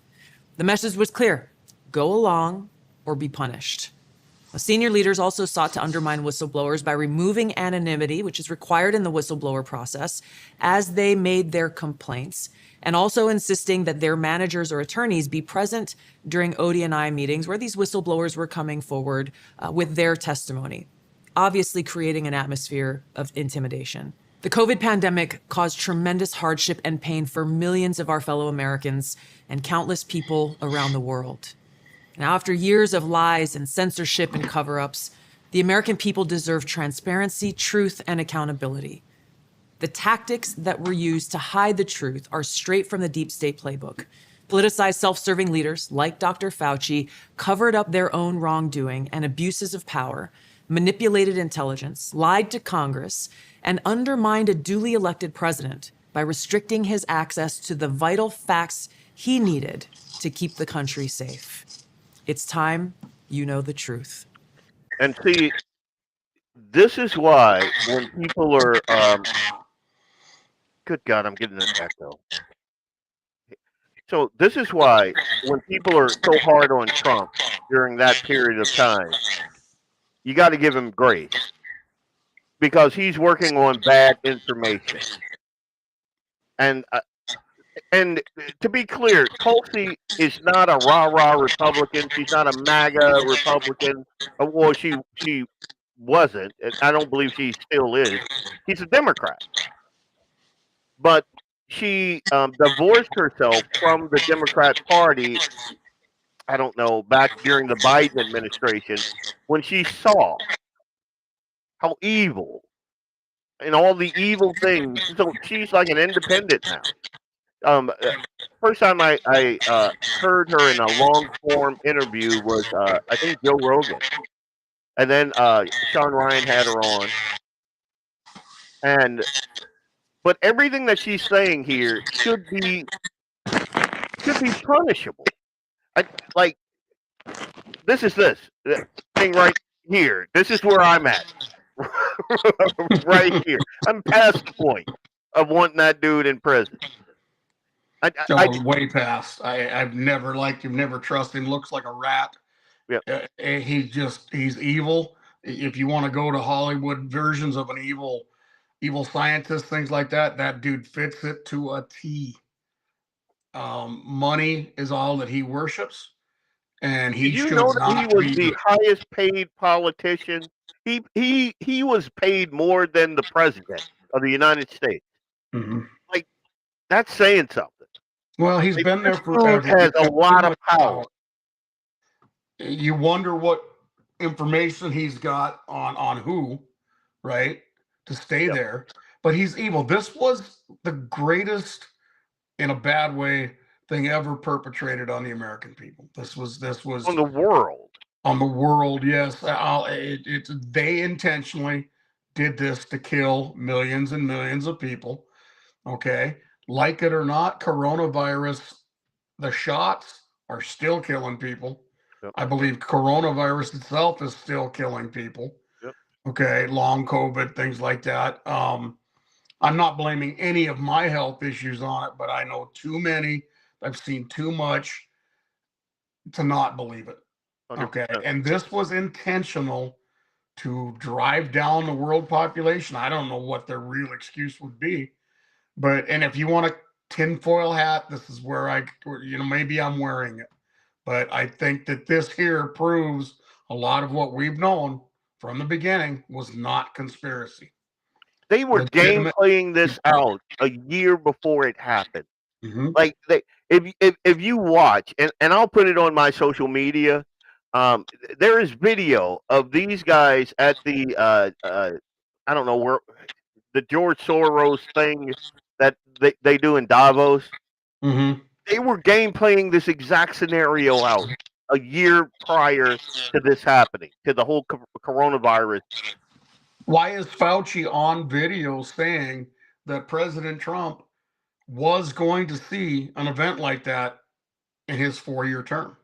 Yep. That worries me. It's why I'm out in the country, that's not planned. Yep. Another reason that you and I and people like us do not trust our government, and more the bureaucrats and the lobbyists, and they're all included in this. Why don't we trust a Nancy Pelosi any more than a Fauci or a Schumer or however many, a John Thune out of South Dakota? I was just about to say that. I don't trust these politicians. It does take us back to deep conversations about term limits and things like that. And these people have been in power too long, and they are evil, evil, evil. I think that and I know I'm going to get some guff for this, but I think Rand Paul has the right mindset on this, because we all know that this happened. That he got the pardon going back, I think, 19 years. Like, it's absolutely insane. But you see, in my little gift here, you see that? That's the auto pen signing that. Biden is like, just, he's out of it. Yeah. But this is Rand Paul. He says Biden's pardon of Fauci is unconstitutionally. Hang on, I can't read that for some reason, because Bob's beard is covering it up. So here, let me move that away. No, you're. Yeah, anyway, you can't. You put me in the wrong spot, man. Yeah, I'm gonna customize it here. Cover up Fauci's face at best. Yeah. Let's see. Let's move it here. Nope, down here. There you go. There we go. So Biden's pardon of Fauci is unconstitutionally vague, covers 10 years of potential crime, and was signed by an auto pen without Biden's direct authorization. You cannot pardon someone for crimes never specified. This should be challenged in court. And again, I agree with this dude. Like, to me, and this is one of the problems I have with Republicans. Like, Democrats go in there, they'll break the law. They don't care. Like, with the millions and millions of illegals that they just allowed, they're breaking the law. In Minneapolis right now, at any given time, you can go on your Twitter feed and you can see Democrats doing things that I thought were illegal, like assaulting police officers openly. Like, with no qualms. ICE officers with no qualms. They're standing in front of the ICE detention facility, and they're trying to break in by opening the doors with force. Yeah, like, there's videos of them out there, and it looks to me like we're using kid gloves on the. Yeah, they got the bear spray out there, but like in my mind, these things are illegal, yet they happen. Yet we don't see people going to jail. That's one of the problems that I have. It's unbelievable. It's not only illegal, it's golden rule twisted. I mean, no respect for law enforcement, no respect for authority at all. Okay, no respect for right and wrong, and these things are being allowed, and it's encouraged by Democrats. And paid for by Democrats. Yep. I mean, I don't, I'm going to say it again. I back the badge. I don't back the blue. A lot of bad cops out there, right? There's a lot of good cops. Some of them fall asleep in their car. Some of them get drunk and drive around Bismarck. Yep. But it happens, right? But I still, I respect most laws. I respect our Constitution. Even if it's or if it's legal, doesn't always make it right, but I'm following probably 99% of the laws in this country. And I don't like to admit that, but I would never do something like that, even if the shoe is on the other foot. So you put it to us conservatives, we're not going to riot. Well, if we riot, it's a whole different situation, right? Yeah. It's so confusing as to how we have dropped this low in this country and allowed it, and we are not innocent no matter what, but I'm not allowing it. I've tried, you've tried, we're working hard to change things in our own ways and have been, and we're beating our heads up against a brick wall. Yep. We're not putting up with it, but yet we can only do so much in our environment. You and I are going to go help anybody that's getting attacked by Antifa or any of these rioters, things like that. But we're smart enough to stay out of it. Yep. And I think that's the thing, is the good people are avoiding it as much as possible. It's not happening directly to them. And until it does, then things won't change. I want to see next week. I want to see just wall-to-wall media of Republican congressmen and senators and pundits all over this thing. I want Fauci to sweat. I want to see from the Wayback Machine all of these reporters that had him on as the Saint Fauci of CC. Basically, what he said, whatever he says, was the gospel truth. I want to see this guy drug through the media. I don't care how old he is. I don't care if he has ailments. No, Senator Rand Paul and Ron Johnson are pressing Trump to challenge Joe Biden's 2024 pardon of this dude and pursue criminal charges. I don't think we understand, like, the breadth and scope of what this dude did. He funded this illegal research. What they're saying lab leak, I'm saying lab release. But either way it goes, he got the entire world sick. Like, this is a sci-fi movie stuff right here. This is like Axe says, the Joseph Mengele of our time. Let's not forget that this is the dude that cut the vocal cords of beagles so he could experiment on them with flesh-eating parasites, but you wouldn't have to hear them like do what beagles do and yell and scream. His job after that, like, and then the AIDS thing. Like, how is this dude not in chains, dude? Like, again, Rand Paul. He says that the pardon is legally vulnerable because it's vague, it's not tied to a specific crime, it covers a 10-year period, it resembles Hunter Biden's pardon, and something else that I'm pissed off at Republicans about. Why aren't we talking about this? Why aren't we talking about all of the things, dude? And the only thing that we get in the media is them trying to divide us. Oh, it's Juneteenth. The white people aren't going to be celebrating. You know, they're all of this stuff that they're throwing against the wall just to keep us. No, stuff happened. And if I wasn't a Christian and my wife wasn't within earshot, I'd say another word. But stuff happened. Very bad stuff happened. And I don't see people going to jail. Like, this dude, there is a paper trail 100 miles long implicating this dude in not just one crime, but a rap sheet of crimes. He needs to go to jail. And I am going to craft, as a matter of fact, while I'm thinking about it, I'm going to craft a letter to Kramer, to Hoban, to Fedorchak, to as many Republican elites as I can. And I'm going to email it off. I want this dude investigated 5 ways from Sunday. I want him to stand actual trial, not these dog and pony show that they normally do. I want actual criminal charges on this guy.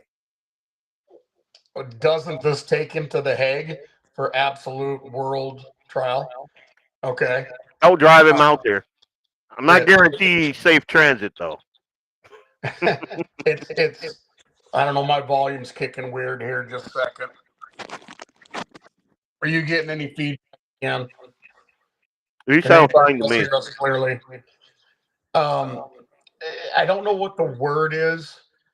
I want to say genocide, right? But he is guilty of murder, attempted genocide of people altogether, not just a race or a religion or whatever it is, a nationality. But this is not just some be in handcuffs type crime, guys. No. This is a punishable by a lot more serious than that.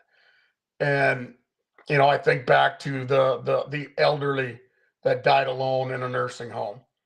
I think back to all of the one of my friends was killed because of medical not allowing alternative in the hospital, this, that, and the other thing. This is absolute murder, attempted manslaughter times millions and millions across the world. Dude, I think about my son's that the rest of us could breathe, and he might as well not be. Yep. I think about my mom's last days on this planet, and I think about the blood clots. I think about the weird turbo cancer that she contracted. I think about my son, who is legally blind now because of blood clot, because he took that damn shot because he wanted to work. He spent all this time, all this money to be an RN, and he finally gets to the place that and they basically force him to take it. And then, and you guys probably don't know anything about that because I haven't been public about it. But like, I've had members of my family. I mean, I would never put that garbage in me. I was at UPS. I was their network engineer for the entire region. And so when they had that little mandate, I just told them no. And if you don't like it, I'll pack up my little box. I'll walk right out the door. They didn't bother me again. But a lot of people could not do that. Not to mention, again, the videos that I've seen of people with their parents and nursing. One of the reasons why my dad is in that room over there bugging the heck out of me every single day, and I love that dude. So don't take that the wrong way, but I don't trust him. I want him home. Another COVID thing happens, something I want to. It's my responsibility to protect my dad because he protected me to get me where I am. I'm not entrusting him to those idiots.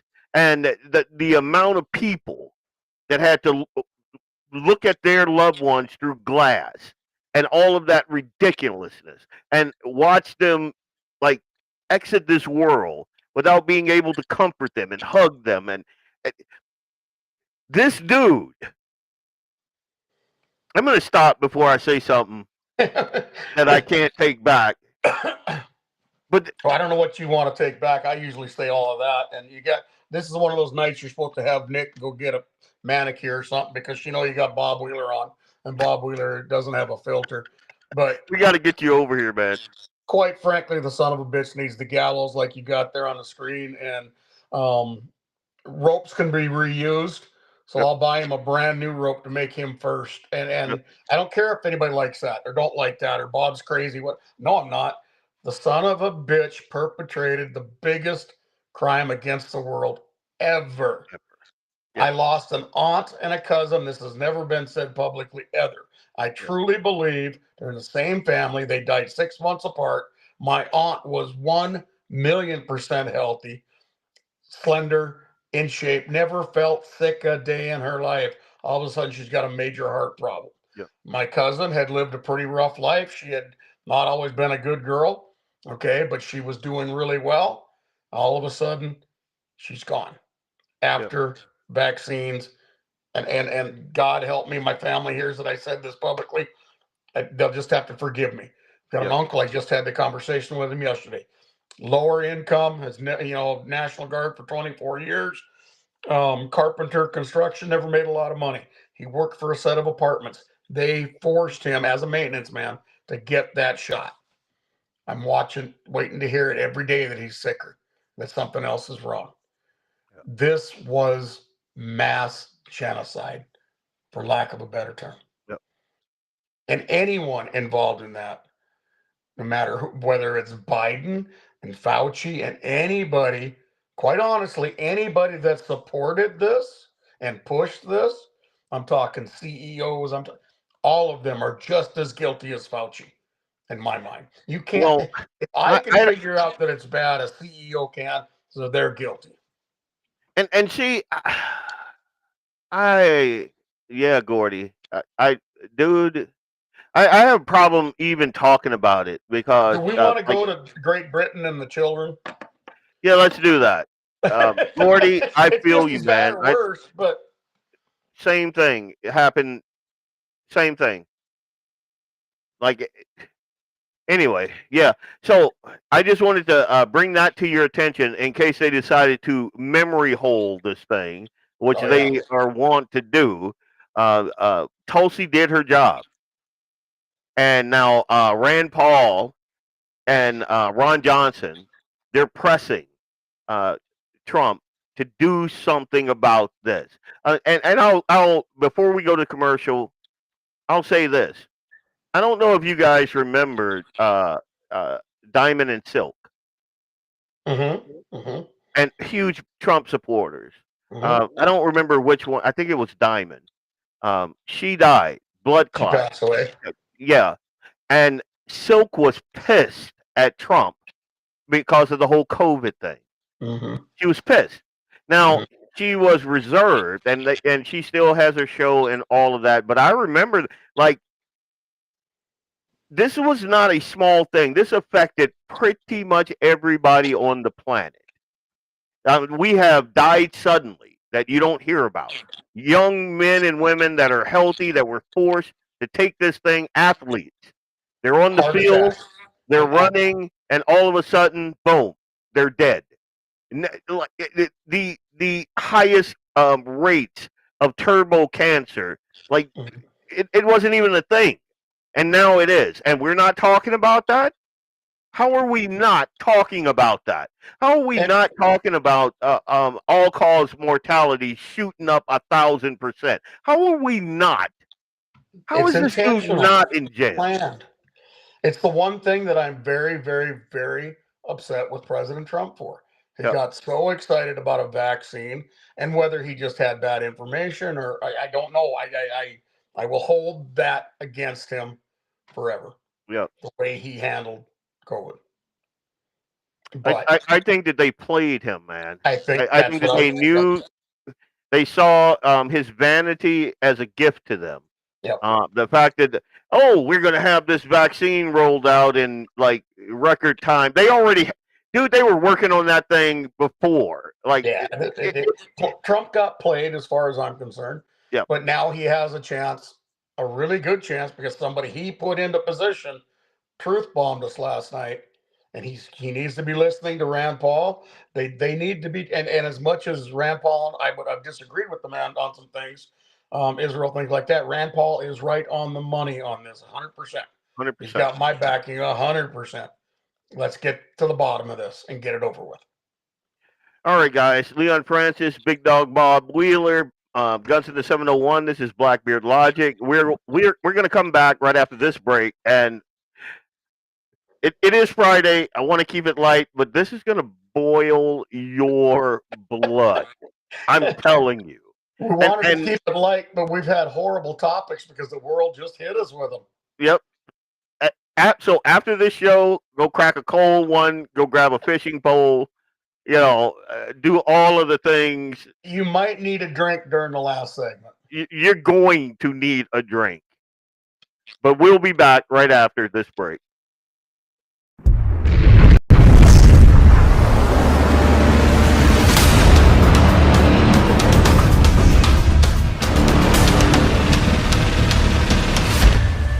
LAUER Auto Repair, located at 309 South Washington Street in Bismarck, North Dakota. Give them a call at 701-258-6308. The team of mechanics at LAUER Auto can take care of any problem your vehicle is having. And when you do business with LAUER, you can be assured you're doing business with a pro Second Amendment America First repair shop. There are plenty of other auto repair shops in the Bismarck-Mandan area. But why take a chance at patronizing a shop that might not have your beliefs at heart? Make no mistake. LAUER Auto is your pro Second Amendment repair shop. When you talk to the guys at LAUER Auto, don't forget to tell them that you heard they are a sponsor of Guns in the 701 and that you appreciate their support of our pro Second Amendment, pro North Dakota live stream and podcast. That's LAUER Auto Repair, 701-258-6308. 701-258-6308. Located 309 South Washington Street in Bismarck, North Dakota. When you want it done right, Go where lemons go. Kalen's Auto Service, owned and operated by Kalen and Misty Foss, lifelong locals with over 25 years experience. From modern rides to classic restorations, they can handle it all. Top quality work, fair price, and honest hometown values. Located just one block south of Highway 12 on 6th Avenue West in Lemon. Kalen's Auto Service, serving you with all your auto repair needs. for the best gun gear for every and any situation, Little Angry Man Arms LLC has you covered. Top-notch guns from top-name brands like Winchester, Glock, Sig Sauer, and Ruger to essential extras from Magpul, Streamlight, Hollow, Sun Optics, and more. Little Angry Man Arms LLC have everything to make your shooting adventures a success. Visit littleangrymanarms.com today and gear up for your next big hunt, competition, or home defense. Don't miss out on our exclusive deals. Little Angry Man Arms LLC, based in Trail City, South Dakota, your ultimate hunting partner. At Horton Laser Craft, we believe in the power of personalization. Whether it's a cherished memory, a special occasion, or a unique gift, our custom laser engraving brings your vision to life. Our expert craftsmen and state-of-the-art technology ensure every piece is a work of art. From personalized decor to one-of-a-kind keepsakes, Horton Lasercraft makes every moment unforgettable. Horton Lasercraft is owned and operated by a local veteran and his wife located near Thunderhawk, South Dakota. They provide custom laser products at a reasonable price, and their turnaround time is fast and efficient. Custom board cutting, glassware, decanter sets, mugs, assorted stainless steel jewelry, assorted tags, decor, custom acrylic nightlights, and much, much more. Call them up at 605-545-7535. Horton Lasercraft, where memories are engraved.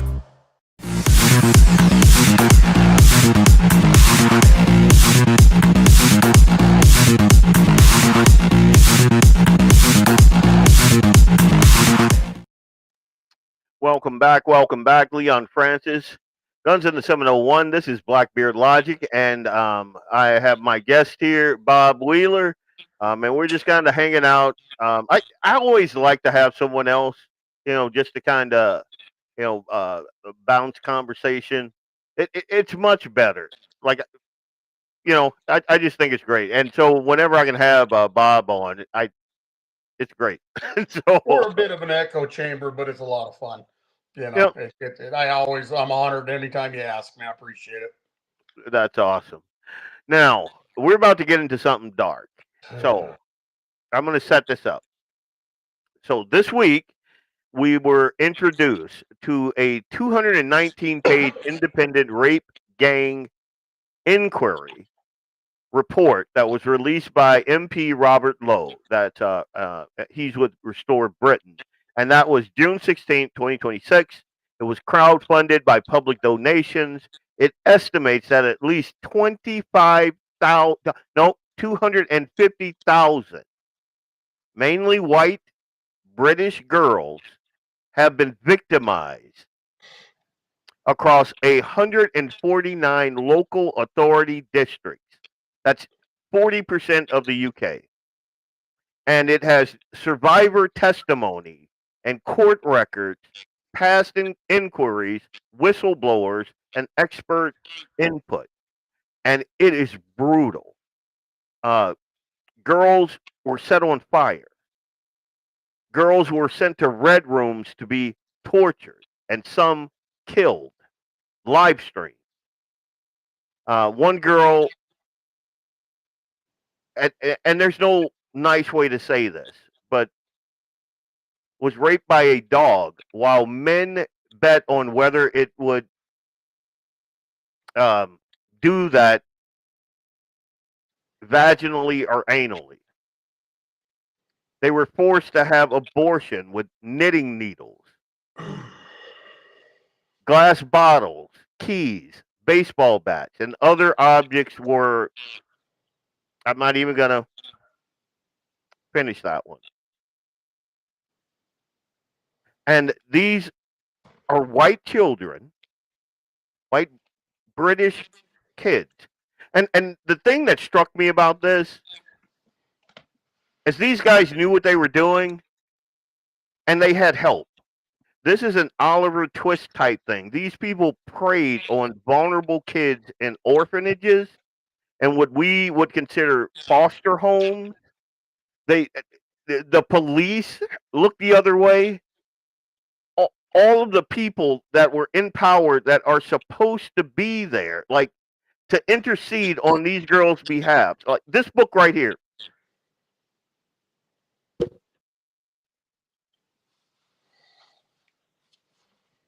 This book right here. This book says is like here. I'm going to remove the chat so you can see it.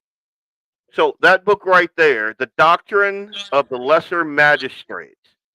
What this book details is the level why government is so important, because you're supposed to have people that intercede on your behalf when things are going wrong, when there are injustices that need to be corrected, to keep tyranny from trickling all the way down and just hitting the citizen full force. You're supposed to have levels of intercedence there.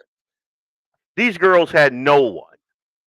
People think of them like, and again, you read, I couldn't even get through the whole thing because some of these girls are begging and pleading for help, like it's on record. And because they were of the unwanted class, they were called prostitutes, troubled kids. It's bad. I'm just going to say that. And these are predominantly Pakistani Muslim men. From 87 to 95% of the convicted group-based child sexual exploitation perpetrators were Pakistani Muslim men. Girls as young as 11. 11. They were taken from schools, care homes, and streets and taxis and taken to houses, hotels, restaurants for repeated brutality. I'm just going to, they were trafficked across other countries. They were filmed. It's unbelievable. And the people that were speaking out about it, they were put in jail. I saw a video of a father who knew where his child abuser was. And to back up, she's in a foster home. And he goes there because his daughter has told him some of the crap that's going on. And he bangs on the door. He knows she's in there. They call the police arrest him. He's telling them, hey, they're doing X, Y, and Z in there. They told him if he goes back, that he'll be rearrested. So he gets out, and like any good father, and again, this is a British guy. Like if it were me, I wouldn't have knocked. Like it just, but he goes back there. They arrest him again. It's absolutely insane to me. Here is Robert Lowe. This is about a minute long. This report is over 200 pages long, and it goes into the root causes of probably the most extensive, widespread scandal that has ever beset Britain. It goes to every corner of the country. It's not in silos, it's everywhere.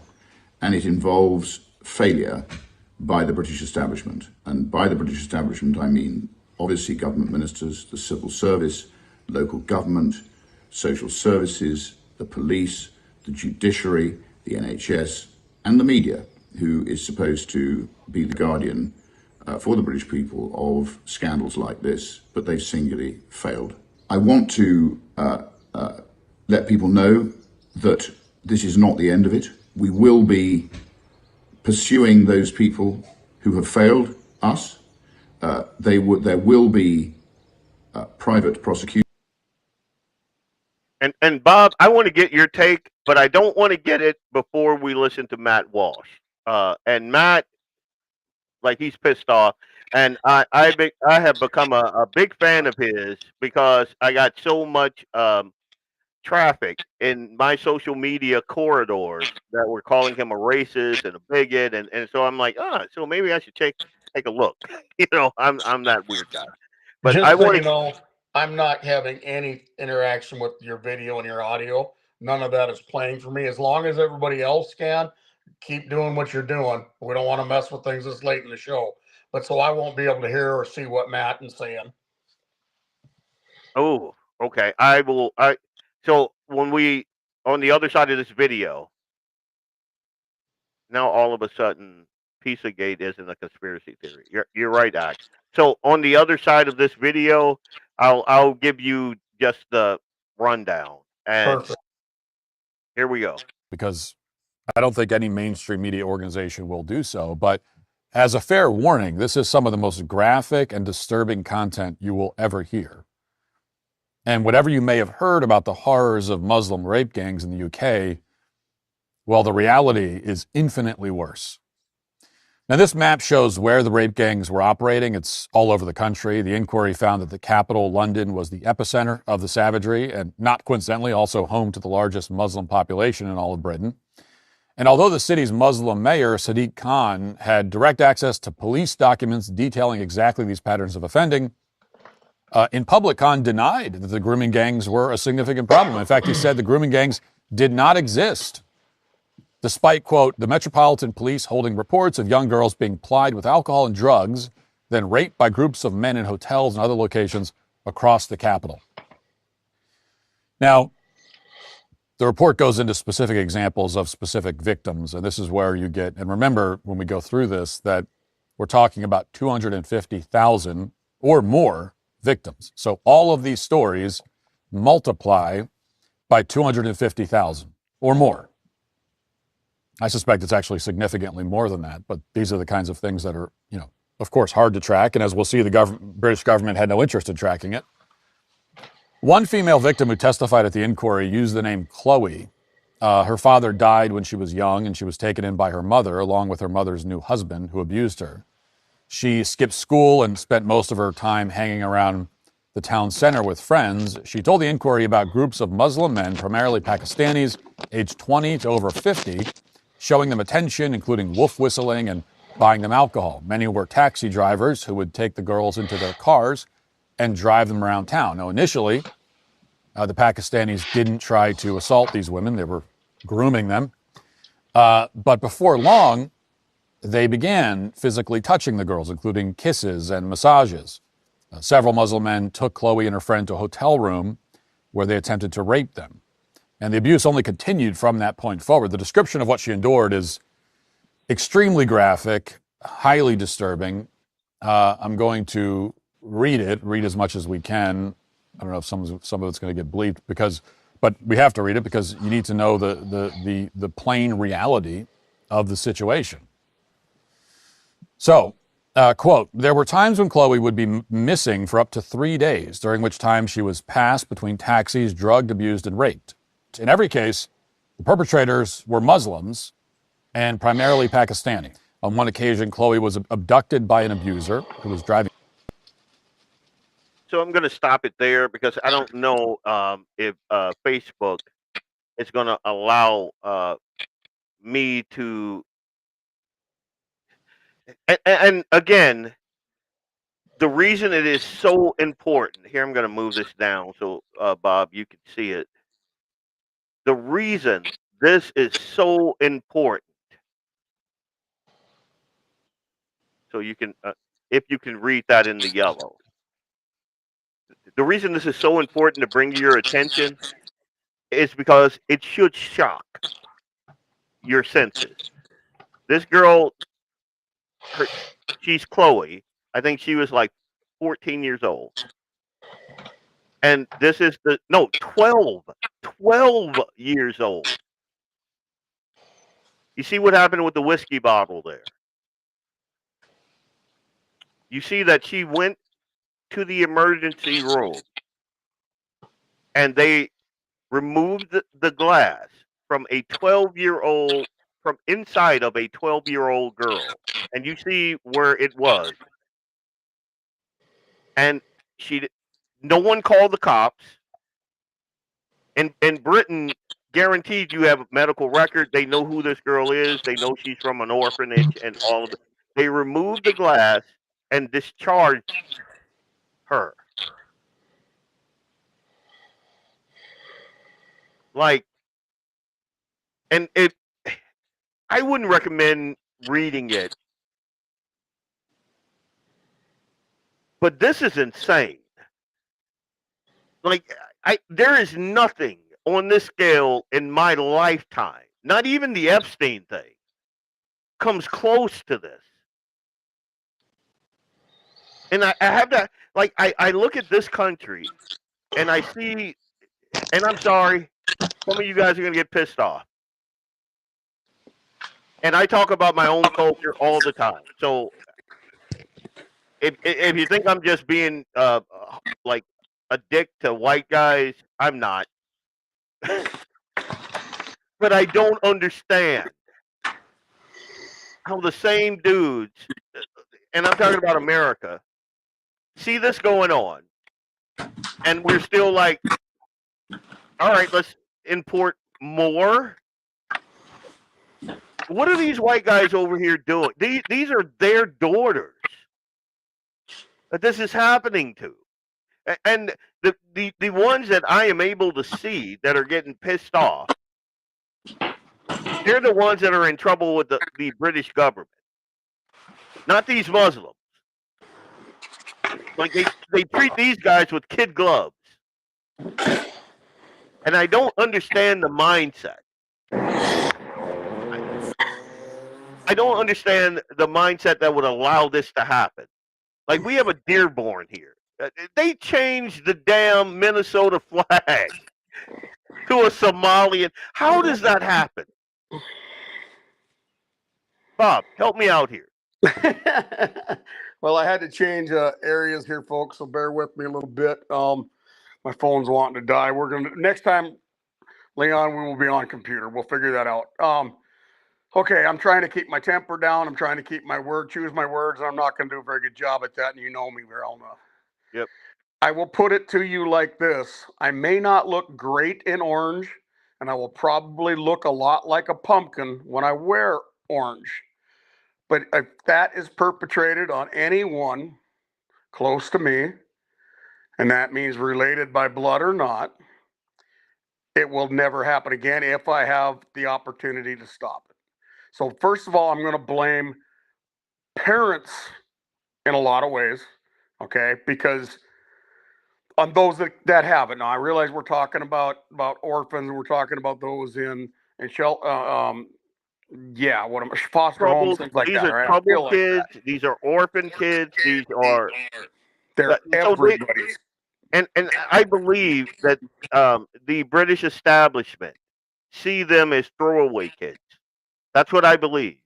But okay, here's going to be my point for we're getting these horror stories, this horrible story out of a country that is what size is England, UK.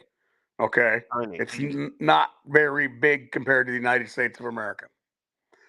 Human trafficking, all of this is happening right under our noses in the United States of America, and I will guarantee you the horrors are the same as what they just came out with in the UK. All right. What's the movie Taken? I guarantee you that I have a certain set of skills. Okay. Short, fat, and out of shape doesn't make a difference. You perpetrate this if I know about it and I know it's legit, this person is doing it, I'm going to do the same things that you can imagine that I'm going to do to these individuals if I caught them doing this. And that's those. If you're a parent of a child that this has happened to, shame on you. You are just as guilty as they are for allowing it. Now, the government, the officials, all of this crap, these people that are allowing it, they are guilty just as much as these Pakistani dudes are. This is evil. This is the devil. This is, and like our friend Michael Koshman pointed out, there's no Second Amendment over there. But as much as that is an issue, it's not an issue because we have a Second Amendment here. All right. The Second Amendment, it just doesn't matter if I need a spoon, if I need a knife, if I need a fork, I need a stick, I need a string, whatever. Okay. This is what needs to start happening to these evil individuals perpetrating this against these children. This is absolute friggin' evil. And if you're not pissed off reading this, watching Matt Walsh, watching that Rob Lowe, hearing about this, knowing about this, then you better go to the doctor and check to see if you have a heartbeat. Go to a shrink, make sure you've got a brain. Yep. Because you're not human. If you're not affected by this mentally and emotionally right now, and if you're not willing to look good in orange to protect your own children, oof. I've got no time for you. I will tell you that right now. I got none, zero, zilch, zip. I'm not a father biologically. Okay. Live got 6 grandkids. I've got some nieces and nephews, grandkids by marriage. I love them more than I love the world. I love them more than I love my life itself. I promise you, I find out something like that happened to one of mine. I will do everything in my power to find out who did it, and they will no longer take up any space on this planet other than food for worms. And see, I'm not talking. I don't care what the government says. I don't care what the freaking police say about it.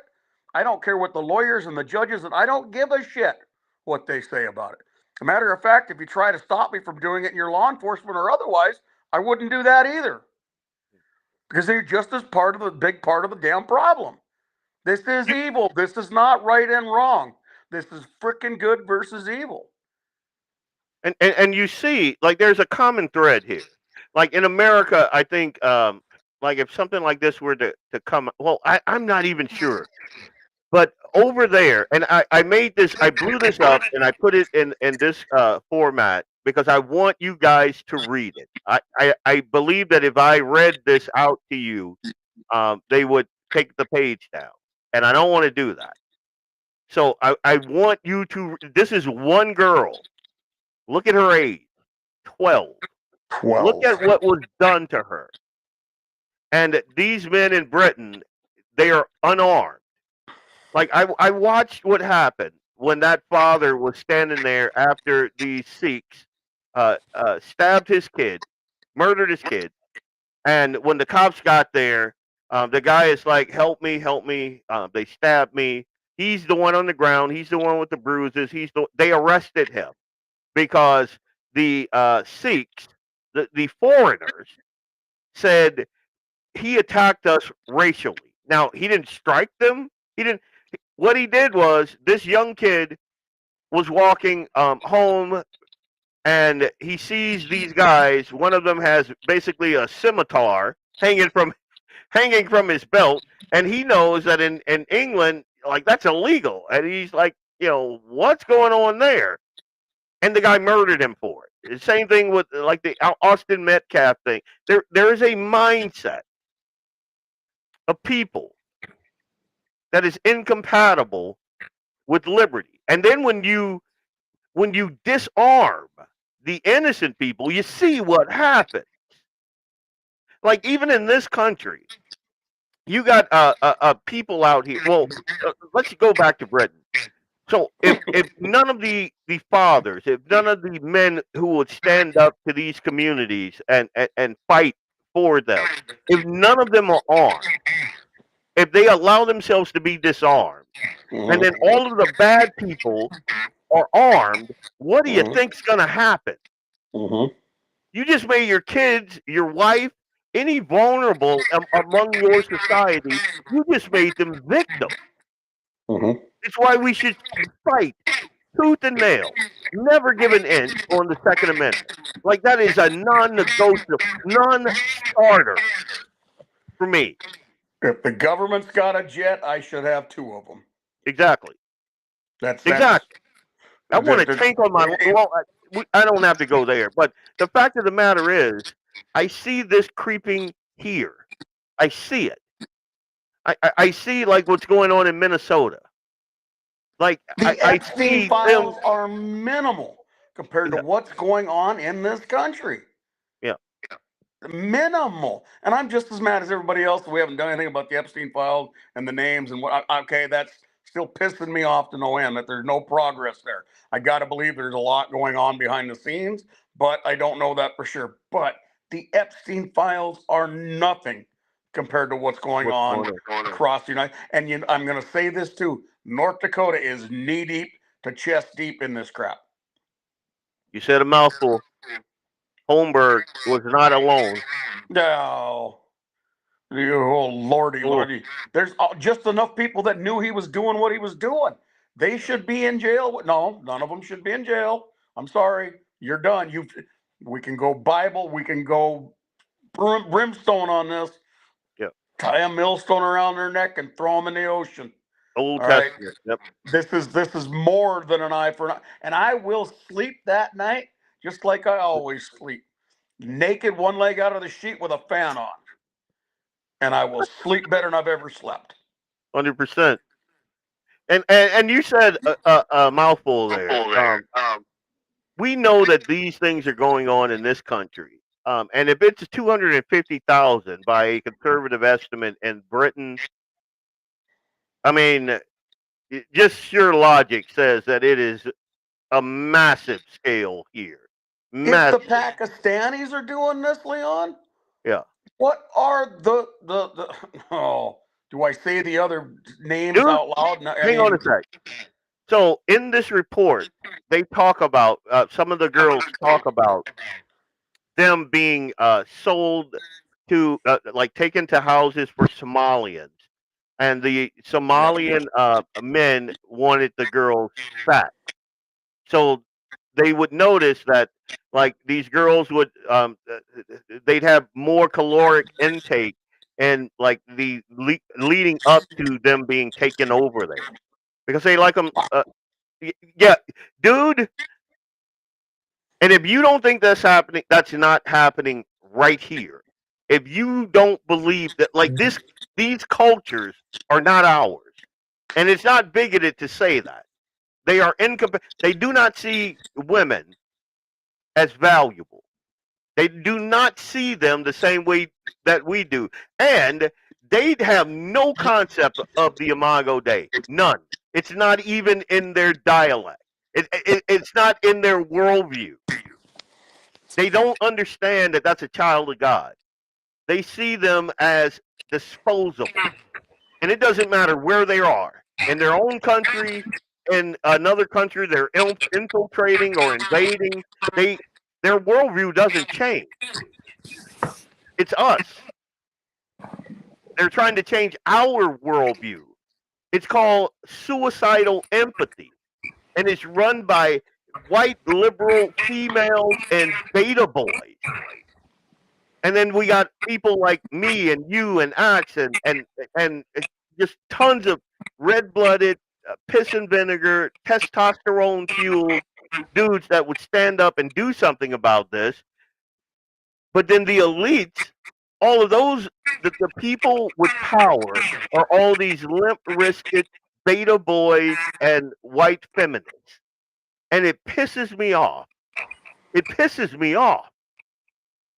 I'm going to bring this up, all right? Back when there was all this problem, and where some of us conservatives were doing a lot of infighting because of the worry of saying that, just saying that, say, Israel, the Jews, Netanyahu was our enemy, and they were part of the big problem. They've got all these politicians bought and paid for. And I said it publicly many times, but so many people didn't hear it, didn't find it, didn't see it. So they attacked me a lot, and that's fine. All right. But my point was, I don't care about that right now. My view is the largest enemy this country has right here and now is Muslims and Islam. And these immigrants, I guess you got to call them, whatever they are, destroying our way of life. And it doesn't just happen to be in this constitutional republic. It's happening in the UK. It is an attempt to take over the world that has been going on since what? The 1200s. What was Vlad, the Impaler? Okay, going back to that. That dude was actually pretty cool dude, sticking heads on pikes. It was the Muslims he was fighting that was that were invading. All right, that were doing the same bullshit that they're doing today. Dracula was Dracula, the whole thing because of Muslims. And I hope this doesn't affect you on your end with Facebook and whatever else, but that's the truth. It is the truth. And the powers that be that are sweeping this crap under the rug, the child mutilation, the rape, the trafficking, the way, I mean, good God, we got to mention the reservations in this country because that's one of the prime areas that they're taking children from. We need to do something to stop this shit. Yeah. And I don't know how to get involved. I don't know how those red-blooded Americans we're talking about, the guns in the 701, the people that are listening and paying attention right now, I don't know how to get us to do what we've got to do using our rights to stop this shit. Somebody's got a really good idea. Let me know, please. I'm gonna end the show on this. I've